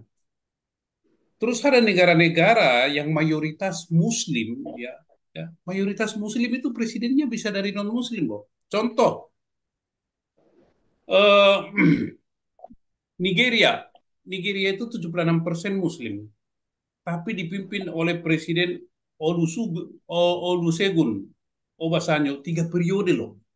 Dia itu beragama Katolik. Senegal, suatu negara yang berpenduduk 91% adalah Muslim, dipimpin oleh seorang presiden Leopold Sedar Senghor. Nah, ini kenapa bisa di sana? Di Indonesia kenapa tidak bisa? Jadi selain adanya ketidakjujuran di dalam hal mengimplementasikan ketentuan-ketentuan yang ada dalam Al-Quran dan Hadis oleh oknum tertentu, ya, faktor kepentingan, ya, kelompok itu sangat menonjol. Nah, kita misalnya di Indonesia presiden nggak usah dulu lah, tetapi di level ke bawah itu jangan diterapkan model-model begitu. Diskriminasi di ASN, di kepolisian, di TNI, di kementerian ini, itu jangan diterapkan begitu, berbahaya bagi bangsa dan negara ini. Jadi itu yang bisa saya sampaikan, Bu Lisoi. Saya tidak akan upis dan saya tidak ke depan juga tidak akan, bagi saya itu sangat pesimis, tidak mungkin. Karena melihat indikasi-indikasi yang baru saya sampaikan tadi, mereka berakar kepada kepercayaan ketentuan yang tertulis di dalam Al-Quran dan hadis, dan itu susah itu. Susah merubah itu, tidak mungkin. Tidak mungkin. Nah, yang kedua, saya beritahu teman-teman ya, ini berakar lagi di dalam dekret presiden ya 5 Juli 1959. Walaupun ya dikatakan dasar negara adalah Pancasila, tetapi di dalam prakteknya mereka ini ya tokoh-tokoh dan ulama Islam ini ya itu meyakini dekret presiden pada tanggal 5 Juli 1959 itu adalah dasar hukum, ya, dasar hukum untuk mereka mengambil suatu keputusan atau tindakan untuk menolak presiden dari non-muslim. Hati-hati tuh. Itu dipakai sampai sekarang itu teman-teman itu ya. Dipakai sampai sekarang. Jadi ini harus kita pahami, itu adalah suatu fakta. Saya baca ini ya. Dekret Presiden Republik Indonesia, Panglima Tertinggi Angkatan Perang tentang kembali kepada Undang-Undang Dasar 1945 dengan rahmat Tuhan Yang Maha Esa. Saya baca alinea ke 1, 2, 3, alinea ke-5 saja. Nah, bahwa kami berkeyakinan bahwa Piagam Jakarta tertanggal 22 Juni 1945 menjiwai Undang-Undang Dasar 1945 dan adalah merupakan suatu rangkaian kesatuan dengan konstitusi tersebut. Ini adalah dasar hukum. Ini yang mereka pakai dan itu adalah mereka meyakini itu, yakin betul mereka dengan dekret presiden itu dasar hukum. Jadi susah indikatornya dari aspek agama dan dari aspek hukum tata negara menurut mereka. Jadi tidak akan mungkin itu, jangan mimpi di siang bolong lah. Jadi itu dari kita teman-teman, kita hanya berharap di level yang lebih bawah jangan diterapkan model yang begitu. Lanjut Bu Lisoi. Oke, Pak Santiamer. Saya kalau ditanya, mungkinkah dari non-Muslim bisa jadi presiden ataupun wakil presiden? Kalau saya, pendapatnya mungkin saja jika populasi Islam berimbang dengan populasi non-Islam. Islam yang saya maksudkan adalah nggak termasuk dalam Muslim yang saya maksudkan adalah nggak termasuk di dalamnya Muslim abangan yang dikatakan Pak Gajah Mada tadi ya. Nah itu, kalau saya pendapatnya begitu. Ya, oke teman-teman yang ingin memberikan pendapat atau jawaban dari judul ini, mungkinkah non-Muslim bisa jadi presiden ataupun wakil presiden di Indonesia? Siapa tadi? Pak Beta. Mana ini Pak Beta, kemana ini? Udah hilang. Nunggu Pak Beta, Bu. Satu, dikit lagi bisa nggak? Boleh, Banyak juga silakan. boleh. Banyak juga Ya, boleh. tadi sudah dibacakan oleh Pak Santi Amer kan banyak itu negara-negara yang bukan berbeda dengan mayoritas, sementara pemimpinnya, presidennya bukan itu. Nah, tadi saya juga lihat ada beberapa negara ya yang jelas-jelas itu dia bukan mayoritas Islam, tapi dia mayoritasnya agama lain, tapi dia pemimpinnya Islam tuh. Ada 7 negara itu ya. Salah satunya India. India itu Zakir Zakir Hussain itu dia Muslim ya kan, dan dia jadi presiden India. Padahal India jelas-jelas itu mayoritas Hindu. Nah terus Singapura ada juga, juga Singapura. biar orang-orang Islam ini tadi udah iya tadi Singapura. Kamerun ya, Ahmadou Ahijo ya, ini Islam tapi di Kamerun itu sendiri dia bukan ini Katolik di situ. Nah Tanzania Samia Suluhu, di situ Samia Suluhu Hasan ini Muslim ya, sementara Tanzania itu rata-rata mayoritas Kristen. Nah terus ada Halimah Yacob Singapura, tadi udah dibilang Pak Santi Amer ya. Muhammad Irfan Ali Guyana itu di negara apa, jadi ada banyak lah kalau kalau kita mau lihat ya. Sebenarnya kalau kalau orang Islam ini melihat loh ya, bahwasanya negara-negara lain aja memberikan kesempatan padahal mereka bukan bukan bukan mayoritas Islam, tapi mereka memberikan kesempatan kepada yang Muslim untuk memimpin negara itu.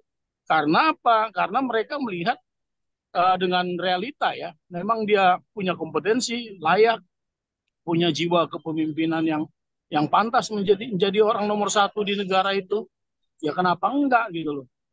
Nah kalau di Indonesia kan kacaunya itu kan semua segala sesuatu tadi sudah disampaikan oleh Pak Santi Amer ya. Mereka berpatokan kepada hadis, berpatokan kepada Al-Quran, berpatokan kepada ya ya pokoknya Al-Quran lah. Jadi memang kalau orang Indonesia ini mau belajar lah, mau fair ya, melihat negara-negara yang tadi kita sudah banyak sebutkan itu aja mereka bisa dikasih kesempatan untuk jadi pemimpin atau presiden. Kenapa di Indonesia nggak bisa gitu loh? Apa Indonesia itu misalnya orang-orang yang terbaik di negeri ini, misalnya yang di luar Muslim itu bukan orang Indonesia? Itu repot. Jadi Masalahnya Pak mereka Gindo, Pak Gindo, kenapa Bu? masalahnya itu harus disuruh dulu ganti KTP-nya, ya kan? Ya itu tadi kan akhirnya apa? Jadi lo boleh jadi apa? Ya. Jadi pemimpin, bisa jadi presiden, berjabat menteri atau menjabat kedudukan penting. Kayak tadi udah disebutkan Pak Gajah Mada tadi, ya, yang dari apa namanya Panglima. Jadi kan memang, aduh. Tapi ya itulah model-model yang di Indonesia ini begitu Bu. Jadi susah. Kita harus banyak inilah, banyak apa ya, banyak mengingatkan seperti ini kan sebenarnya kita memberitahukan apa yang terjadi. Kalaupun mereka tutup mata ya nggak tahu, ya itu biarin aja lah. Yang penting kita sudah bersuara aja. Ya. Cara-cara kita ya seperti itu. Begitu Bu. Mungkin yang lain ditambahkan. Ya, oke. Ya, siapa tadi yang mau nambahkan? Pak Beta? Udah nggak ada. Oh, ada masih. Oke, luar biasa. Ya, ini ada beberapa orang teman-teman kita yang ingin Saya berpendapat. komentari boleh? Ya, ya Pak Gajah Mada, silakan Pak. Singkat padat Pak. Ya, jadi sebenarnya ya tadi Maladewa itu ya, jadi 100% Muslim ya, nyaris 100%. Jadi memang caranya mereka dengan politik ya. Nah, itulah makanya tugas kita ya, supaya Menlu Retno itu ya, Menlu Retno itu sudah lebih Arab daripada orang Arab.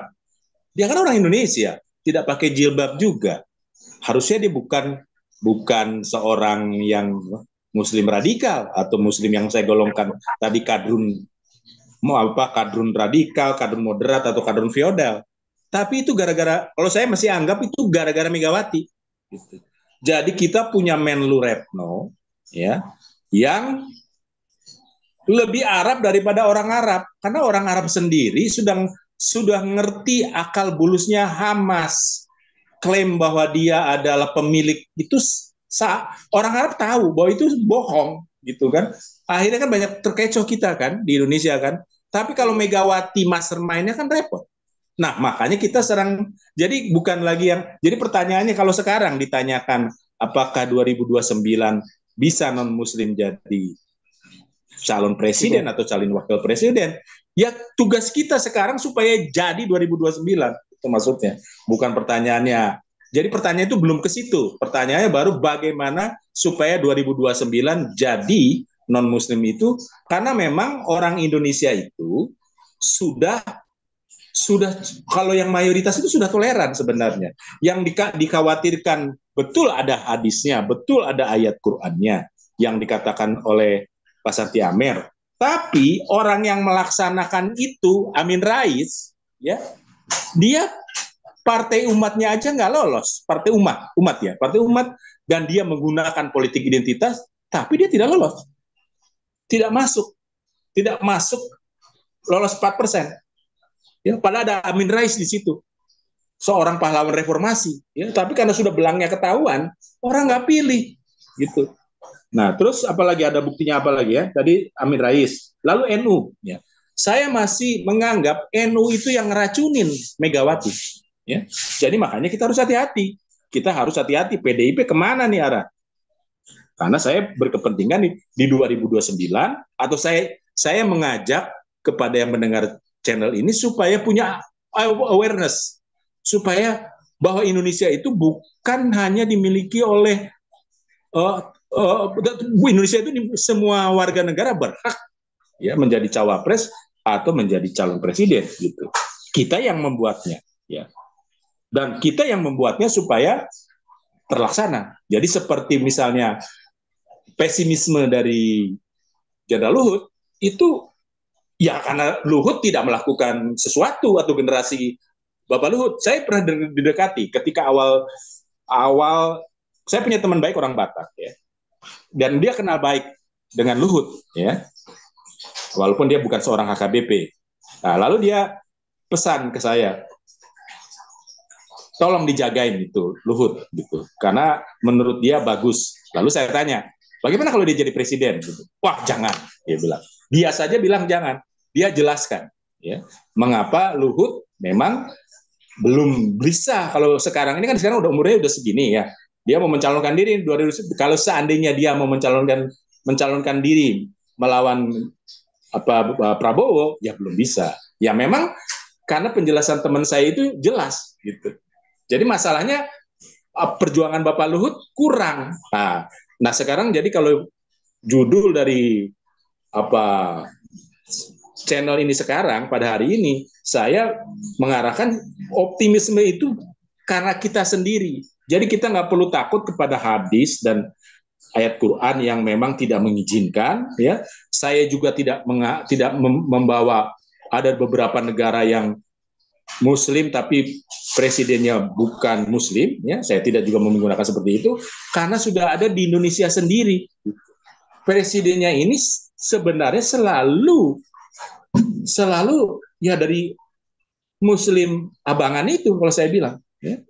Tidak pernah dari golongan yang lain, sehingga terpaksa NU itu terutama petinggi-petingginya ya, ada orang yang terkecoh loh. Saya ketemu bahkan masih keluarga, Itu kan yang penting petingginya. Oh, saya bilang enggak. Karena justru merusak seperti Megawati itu. Jadi salah. Akhirnya Megawati bukannya mencalonkan Puan sebagai wapres atau Ganjar sebagai wapres, akhirnya jadi blunder begini. Karena sudah blunder, akhirnya dia menyalahkan di MK ya dengan alasan yang menurut saya terlalu kekanak-kanakan. Kok jadi bilang aja sudah jelas kalah kamu malu, nggak mau ngaku ya, itu kan lebih memalukan. Jadi strategi Bapak Jokowi ya, jadi bisa menggulung strategi PDIP dan memang salah. Yang diperjuangkan Bapak Jokowi itu sebenarnya kebetulan anaknya jadi presiden, jadi cawapres. Tapi kan sebelumnya juga sebenarnya dia mencalonkan orang lain sebagai cawapres, tapi tidak disetujui sebenarnya. Jadi kalau misalnya ketakutan bahwa ada ayat, ada hadis, saya tidak terlalu memberikan istilahnya bahwa itu sebagai halangan yang paling besar ya. Pertama, sebutlah karena orang yang melakukan seperti itu juga tidak dapat apa-apa. Capres 01 pun kan juga dipakai dengan politik-politik identitas itu masih dipakai oleh kadrun radikal ya. Tapi sekarang kan memalukan ya. Hasilnya memalukan. Walaupun mereka katakan tidak bisa masuk surga kalau tidak pilih Capres 01, udah pakai kayak gitu. Tapi orang nggak mau pilih. Rakyat Indonesia nggak mau pilih. Ya, faktanya. Ya. Karena strategi Jokowi lebih bagus gitu. Itulah makanya saya ya itu rezekinya Bapak Jokowi. Ketika ada anaknya yang masih umur 36 yang sebenarnya tidak boleh untuk jadi wapres menurut peraturan Indonesia, akhirnya bisa dipilih jadi cawapres melalui keputusan yang sekarang digugat. Ya, padahal menurut keputusan MK nomor 141 ya keputusan nomor 90 yang dimana kalau jadi kepala daerah itu boleh jadi cawapres ya dikuatkan lagi oleh ketua MK yang baru ya setelah pamannya itu diturunkan jadi ketua MK, penggantinya Soehartoyo menguatkan keputusan MK 90 dengan MK 141 ya bahwa karena di luar negeri itu umur 35 aja jadi Perdana Menteri Prancis. Gitu. Kalau bicara umur masih muda itu banyak ya sebenarnya.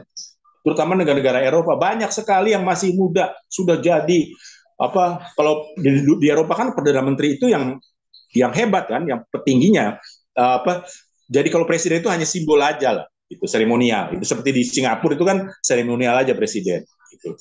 Nah, jadi sebenarnya jadi yang sekarang digugat di MK itu kan itu sebenarnya kan itu nggak benar kalau saya bilang ya. Karena ya memang tergantung karena rakyat yang memilih itu tapi kenapa bisa itu kan rakyat milih kan itulah hebatnya apa yang dilakukan oleh Bapak Jokowi. Jadi mengenai ayat kalau strateginya tepat jadi kita justru harus punya strategi yang tepat ya selama pemerintahan Prabowo Gibran ya supaya nanti bisa peluang non-muslim jadi presiden atau wakil presiden itu besar. Dan kalau memang Prabowo juga tidak seperti itu, ya, padahal dia keluarganya mayoritas Kristen, ya, dia mengkhianati pemilihnya. Sama seperti orang-orang yang memilih PDIP, memilih PDIP, lalu Megawati meninggalkan konstituennya. Akhirnya dia tuduh. Mereka kan takut disalahkan nih. Si Hasto itu, si Adian Apitupulu kan takut disalahkan. Karena mereka menjamin katanya menang satu putaran Ganjar. Mereka jadi buang. Itu kan kekanak-kanakan. Lu yang salah. Lu yang nggak tahu konstituen lu itu ya Hasto maupun Adian Apitupulu. Lu tidak mengenal konstituen. Kalau lu salah lagi, PDIP jadi partai gurem nanti. Ya, minimal orang-orang yang seperti saya akan terus selalu mengawasi PDIP akan jadi kemana nih arahnya nih. PDIP kan bukan partai sebenarnya partai nasionalis dari dulu. Tapi kenapa sekarang jadi yang mau digalakan adalah ekonomi syariah dan wisata syariah? Gitu. Iya betul Itu itu. apalagi ya? Jadi Maladewa, NU, ya Amin, dan dekret juga 5 Juli itu juga nggak ngaruh sebenarnya. Kalau menurut saya, mohon maaf Pak Setia Amer, betul itu dipakai alasan ya.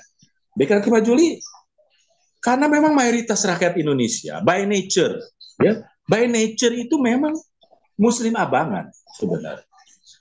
Nah, makanya jadi seperti Muslim feodal yang NU memuja para Habib ya, dianggap sebagai turunan apa namanya DNA-nya itu DNA-nya mengarah kepada Nabi Muhammad. Akhirnya jadi bumerang.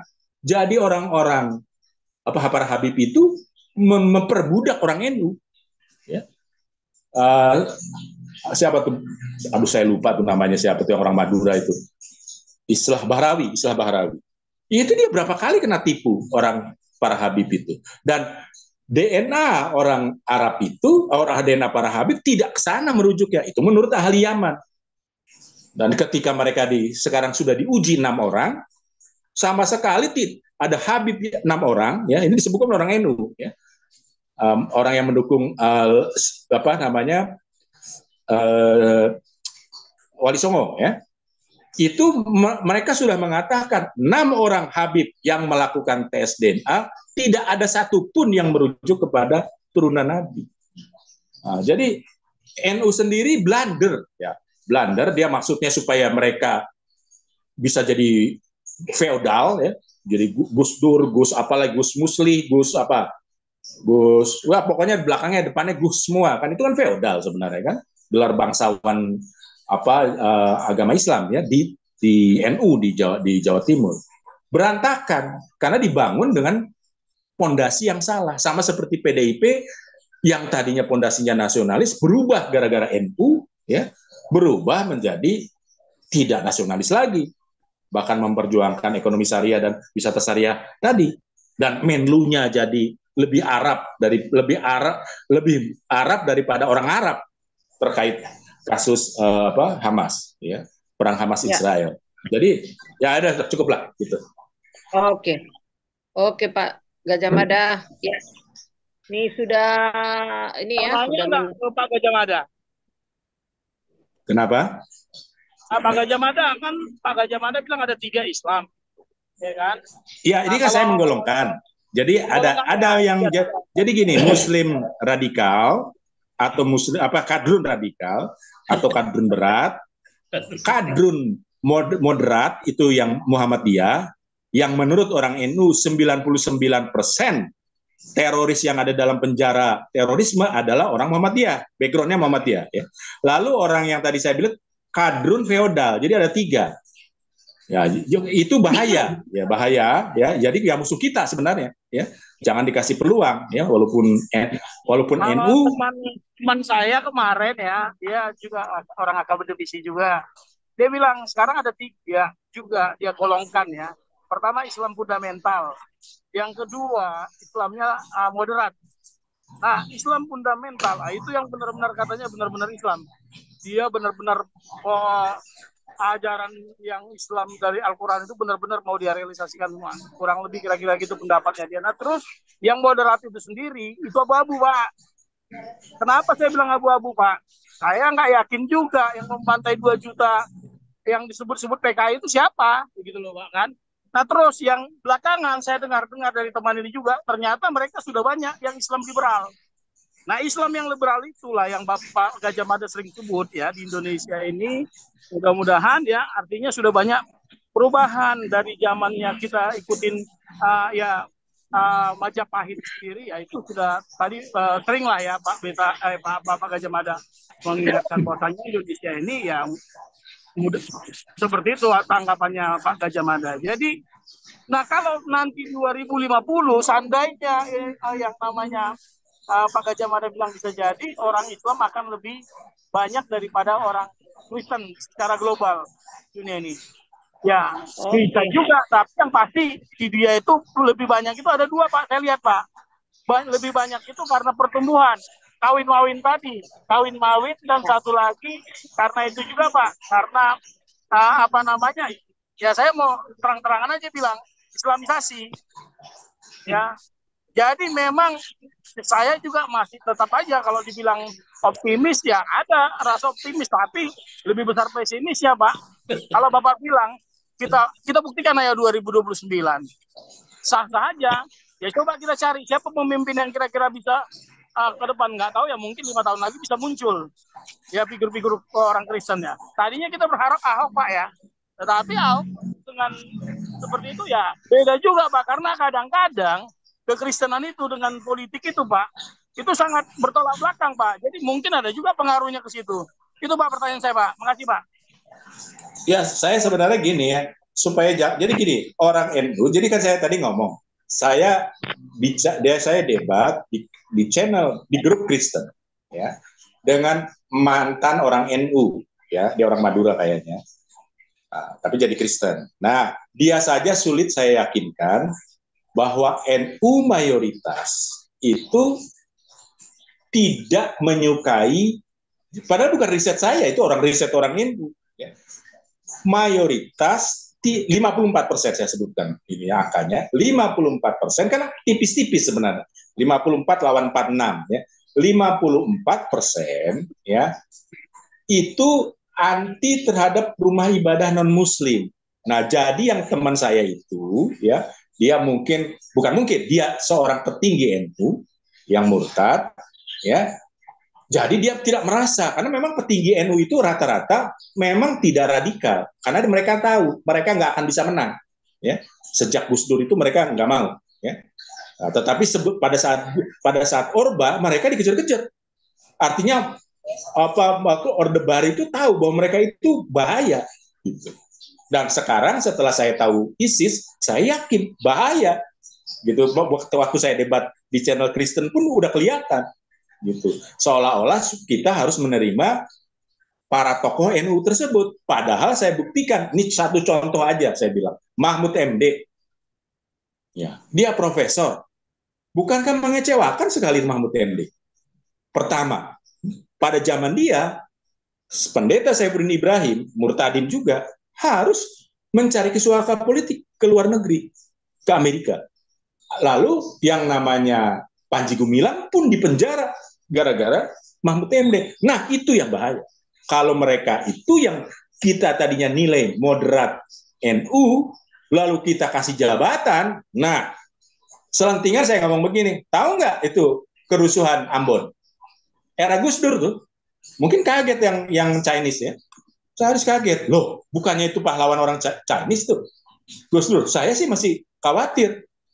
Karena mereka kan pakai tipuan itu. Ya silahkan pelajarilah sejarah gitu ya. Nah, jadi kalau bicara masa depan ya, saya ngomongnya bahwa saya tuh meyakini teknologi sebenarnya, bahwa teknologi itu akan melakukan transformasi banyak hal. Saya waktu itu kan kita bicara artificial intelligence kan ya. Jangankan artificial intelligence, mesin cetak saja membuat agama Protestan muncul. Ya munculnya agama Protestan itu gara-gara mesin cetak. Itu yang ngomong bukan saya, Alvin Toffler yang ngomong.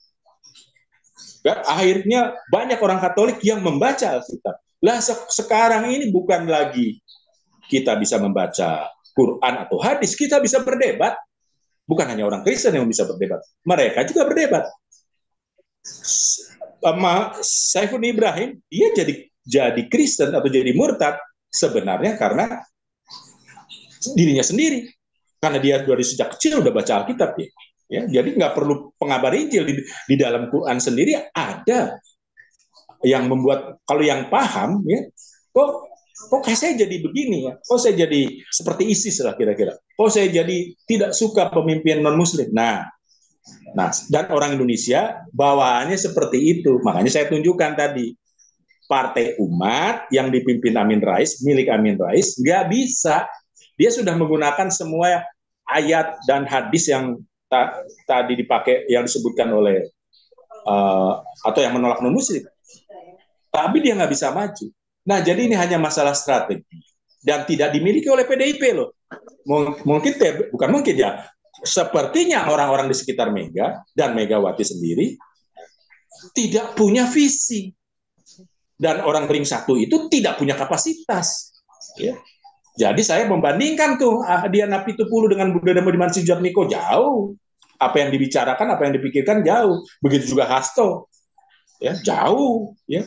Kalau bicara kekhawatiran saya mengenai PDIP itu mau kemana arahnya? Apalagi mau jadi seperti mau membawa syariah, misinya mau istilahnya diam-diam mau dekret 5 Juli itu mau diwujudkan ya oleh PDIP.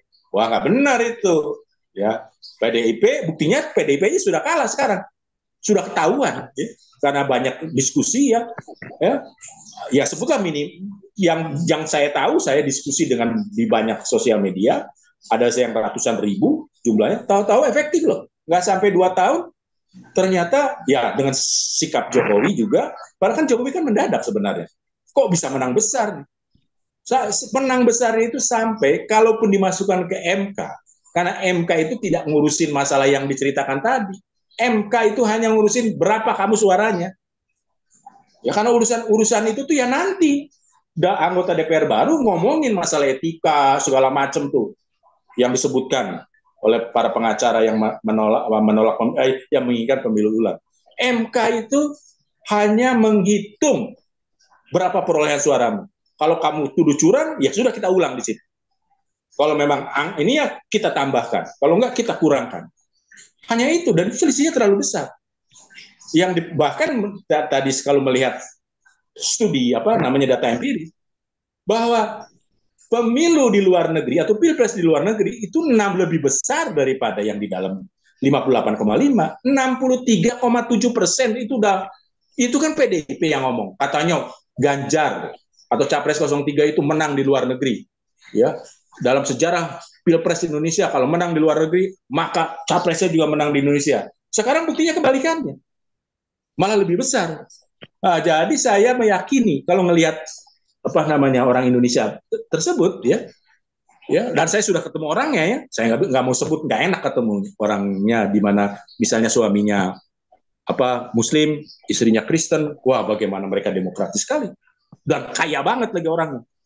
Ya, itu pasti suaranya keras, suaranya kenceng itu, karena pasti biasanya jadi donatur ya orang-orang seperti itu. Nah, jadi banyak saya ketemu dengan orang-orang yang namanya bermutu ya, Muslim memang, tapi istrinya Kristen. Orang-orang begitu jangan dimasukkan kategori yang NU tadi ya, atau Muslim moderat yang sepertinya moderat tapi sebenarnya ngumpul di penjara terorisme, Muhammadiyah tadi gitu. Nah, jadi saya singkatnya gini, hati-hati kita ya. Jadi ada yang simpelnya begini ya, Muslim abangan itu murtad sebenarnya. Muslim murtad per definisi Islam ya, per definisi ayat-ayat Quran, Muslim abangan itu ya bukan Islam sebenarnya. Ya, itulah yang cocok di Indonesia, yang lain tidak cocok. Mereka akan konflik dengan orang-orang ini. Ya kita harus siap seperti Orde Baru. Orde Baru saya secara pribadi nggak apa-apa balik lagi.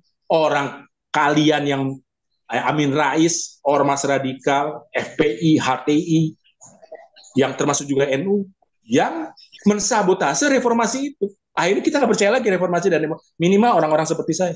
Reformasi, demokrasi sudah dibajak ormas radikal. Ya, ormas agama lagi. Nah, gitu. Ya, Pak Gajah Mada. Ya, thank you. Yang terakhir, Pak Beta Maluku. Silakan Pak Beta. Pak Beta. Shalom, Bu Lis. Halo Pak, silakan Pak. Ya, jadi terkait topik ya, 2029 Presiden Indonesia non-Muslim. Mungkinkah? Saya jawabnya mungkin sekali. Kenapa mungkin? Karena tidak ada aturan hukum di Indonesia, Presiden harus agama tertentu. Atau dalam hal ini harus agama Islam saja, nggak ada. Coba tunjukkan aturannya di mana? Di Undang-Undang Dasar ada nggak? Atau yang sudah direvisi, yang diamandemen, kan nggak ada. Jadi tergantung dari kita semua sekarang. Mau atau tidaknya itu bisa. Nah, kalau kita melihat dari ini ya, kapasitas kapabilitas pengikut Kristus menjadi Presiden Indonesia 2029, potensinya sangat besar. Baik kapasitas, kapabilitas, kemampuan. Kenapa kita bicara itu? Sekarang banyak pengusaha-pengusaha kakap konglomerat yang beragama Kristen yang bisa begitu maju, ya punya puluhan ribu karyawan, ya, dan bisa mensejahterakan keluarga karyawannya juga lewat usaha mereka. Itu sebentar aja kalau mau memilih mereka jadi presiden Indonesia yang lebih kaya bahkan, ya kan, dan bisa menggunakan ilmu kasihnya untuk mensejahterakan tanpa harus korupsi. Bisa. Nah, sekarang kalau kita menilik potensi dan peluang tadi ya, tanpa aturan yang melarang, maka tinggal bagaimana masyarakat Kristen ini sendiri mau membuktikan dirinya, kapasitasnya, kapabilitasnya, mau membuktikan kepada masyarakat umum sebelum 2029 nanti. Ya, mau berani menampilkan diri, mencalonkan diri, ya, dan kita bisa melihat layak nggak dia untuk ditargetkan untuk dipilih nanti. Nah, kita ini jangan bicara hanya orang Kristen saja, orang Islam. Karena presiden itu bukan mengajarkan agama, tapi bagaimana sesuai dengan sila kelima, ya, bisa mampu untuk mensejahterakan seluruh rakyat Indonesia sesuai sila kelima, ya, keadilan sosial bagi seluruh rakyat Indonesia. Ya, Indonesia seluruhnya yang mana nih? Apa hanya orang Jawa atau hanya orang Islam atau termasuk Papua yang termasuk di dalam Indonesia ini? Nah, kalau semuanya termasuk Papua, termasuk Aceh, termasuk Maluku, NTT, termasuk Sulawesi Utara, ya, artinya kita semua ini punya hak yang sama. Kenapa hanya pembangunan begitu gencar di Pulau Jawa, begitu Jokowi periode satu aja di Papua hanya dengan jalan tol seakan-akan sudah memuaskan rakyat Papua. Kesejahteraannya untuk rakyat Papua apa? Ini bicara rakyat Papua asli ya, bukan hanya yang berKTP Papua. Rakyat asli Papua sudahkah sejahtera sesuai sila kelima? Semenjak 70-an tahun lebih ini Indonesia merdeka. Ya kan? Ini hampir 79 tahun nih tahun ini. Jauh panggang dari api. Artinya jangan kita dipersempit dengan politik agama, pengkotakan harus orang Jawa, harus agama Islam, nggak ada. Kembali dari pemilih, mau menyadari apa enggak? Kesempatan kita sama. Ya, kalau bicara kita Indonesia, saya Indonesia, kamu Indonesia. Kita punya hak yang sama. Oh, dia populasinya lebih banyak.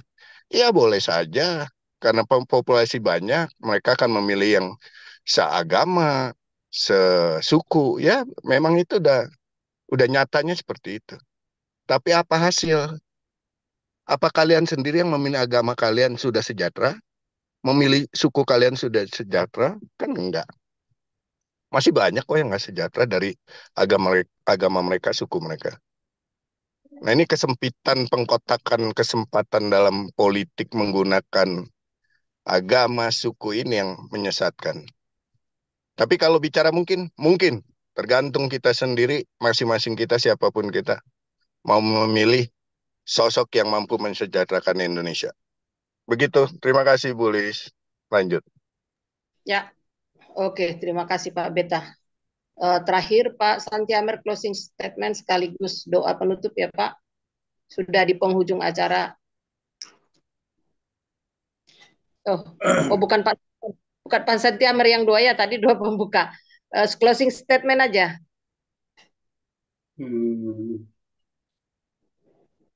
Oke, baik teman-teman semuanya, terima kasih banyak atas partisipasinya kita berdiskusi. Inilah kenyataan yang terjadi di Indonesia. Yang tertulis itu kadang tidak punya arti apa-apa dibandingkan yang tidak tertulis, apalagi itu dibungkus dengan agama. Keputusan di Indonesia ini bukan masalah sesuai konstitusi atau tidak sesuai, tetapi didasarkan kepada suara mayoritas. Keputusan itu bisa berdampak negatif kepada bangsa ini, tetapi kalau mayoritas sudah mengiyakan, maka tidak ada daya daripada rakyat untuk menolaknya. Kita berharap para penyelenggara negara secara konsisten bertahap melaksanakan dan menerapkan apa yang tertulis. Kalau itu tidak terwujud, cepat atau lambat, Indonesia akan bubar. Itu penutup dari saya, Budi Solisoi. Terima kasih banyak teman-teman. Mari tetap berjuang, jangan putus asa. Sekali layar Galarua terkembang, surut kita berpantang. Nah, pantang. Oke, terima kasih. Kita tutup dalam doa karena sudah hampir jam 11 ya di Indonesia. Terima kasih untuk Bapak Ibu yang ada di Zoom dan juga yang ada di live YouTube dan yang akan mengulang kembali, menonton kembali YouTube Beta Maluku, Galarua TV, Ardo Purba, Lisoy. Tolong di like, subscribe, dan dibagikan sebanyak-banyaknya sebagai bentuk dukungan Anda akan perjuangan Galarua. Kita bersatu dalam doa. Terima kasih ya Bapak di surga untuk campur tangan-Mu di dalam acara diskusi kami melalui Zoom yang terkonek dengan berbagai channel, yaitu Beta Maluku, Galarua TV, Ardo Purba Channel, dan Lisoy Channel. Kami akan mengakhiri acara kami ini ya Tuhan, dan sebentar kami akan beristirahat bagi yang ada di Indonesia dan untuk yang teman-teman yang ada di belahan dunia lain mungkin masih melanjutkan aktivitasnya. Maka tolong kami Tuhan, lindungi kami di dalam saat istirahat kami, dan yang masih beraktivitas campur tangan, bantu, berikan kekuatan. Terima kasih ya Bapa. Di dalam nama Yesus Kristus kami menutup acara kami. Amin. Amin. Terima kasih sekali lagi, terima kasih Bapak Ibu ya, sahabat Galarua. Akhir kata kami ucapkan, salam Galarua, semangat jaga Pancasila, semangat jaga Indonesia. Jaga Pancasila adalah sama dengan jaga Indonesia. Sampai ketemu kembali besok jam 8 malam. Bye-bye. Saya serahkan kembali ke Pak Beta. Oh, dipercepat ya, jam 8, nggak jam 9 lagi. Jam 8, Pak. 8 Pak Gajah Jam Mada. Besok 8 lagi ya tapi Pak. bisa mundur-mundur setengah 9 lah. Jam 9 udah on air. Biasa. Kita banyak kesibukan masing-masing kan, Pak Santi Amer, Bu Lisoy. Jadi kita bisa mengerti lah. Ya, fleksibel juga fleksibel. Yang penting pesannya dapat. Setiap program pesannya dapat. Baik, terima kasih Pak Santi Amer, Bu Lis, Pak Gajah Mada, Bu Linda, semua Pak Supriyadi, Pak Agus, Pak Agus Sutrisno, semua teman-teman yang sudah menyaksikan acara malam hari ini. Terima kasih. Besok kita berjumpa lagi di waktu yang sama.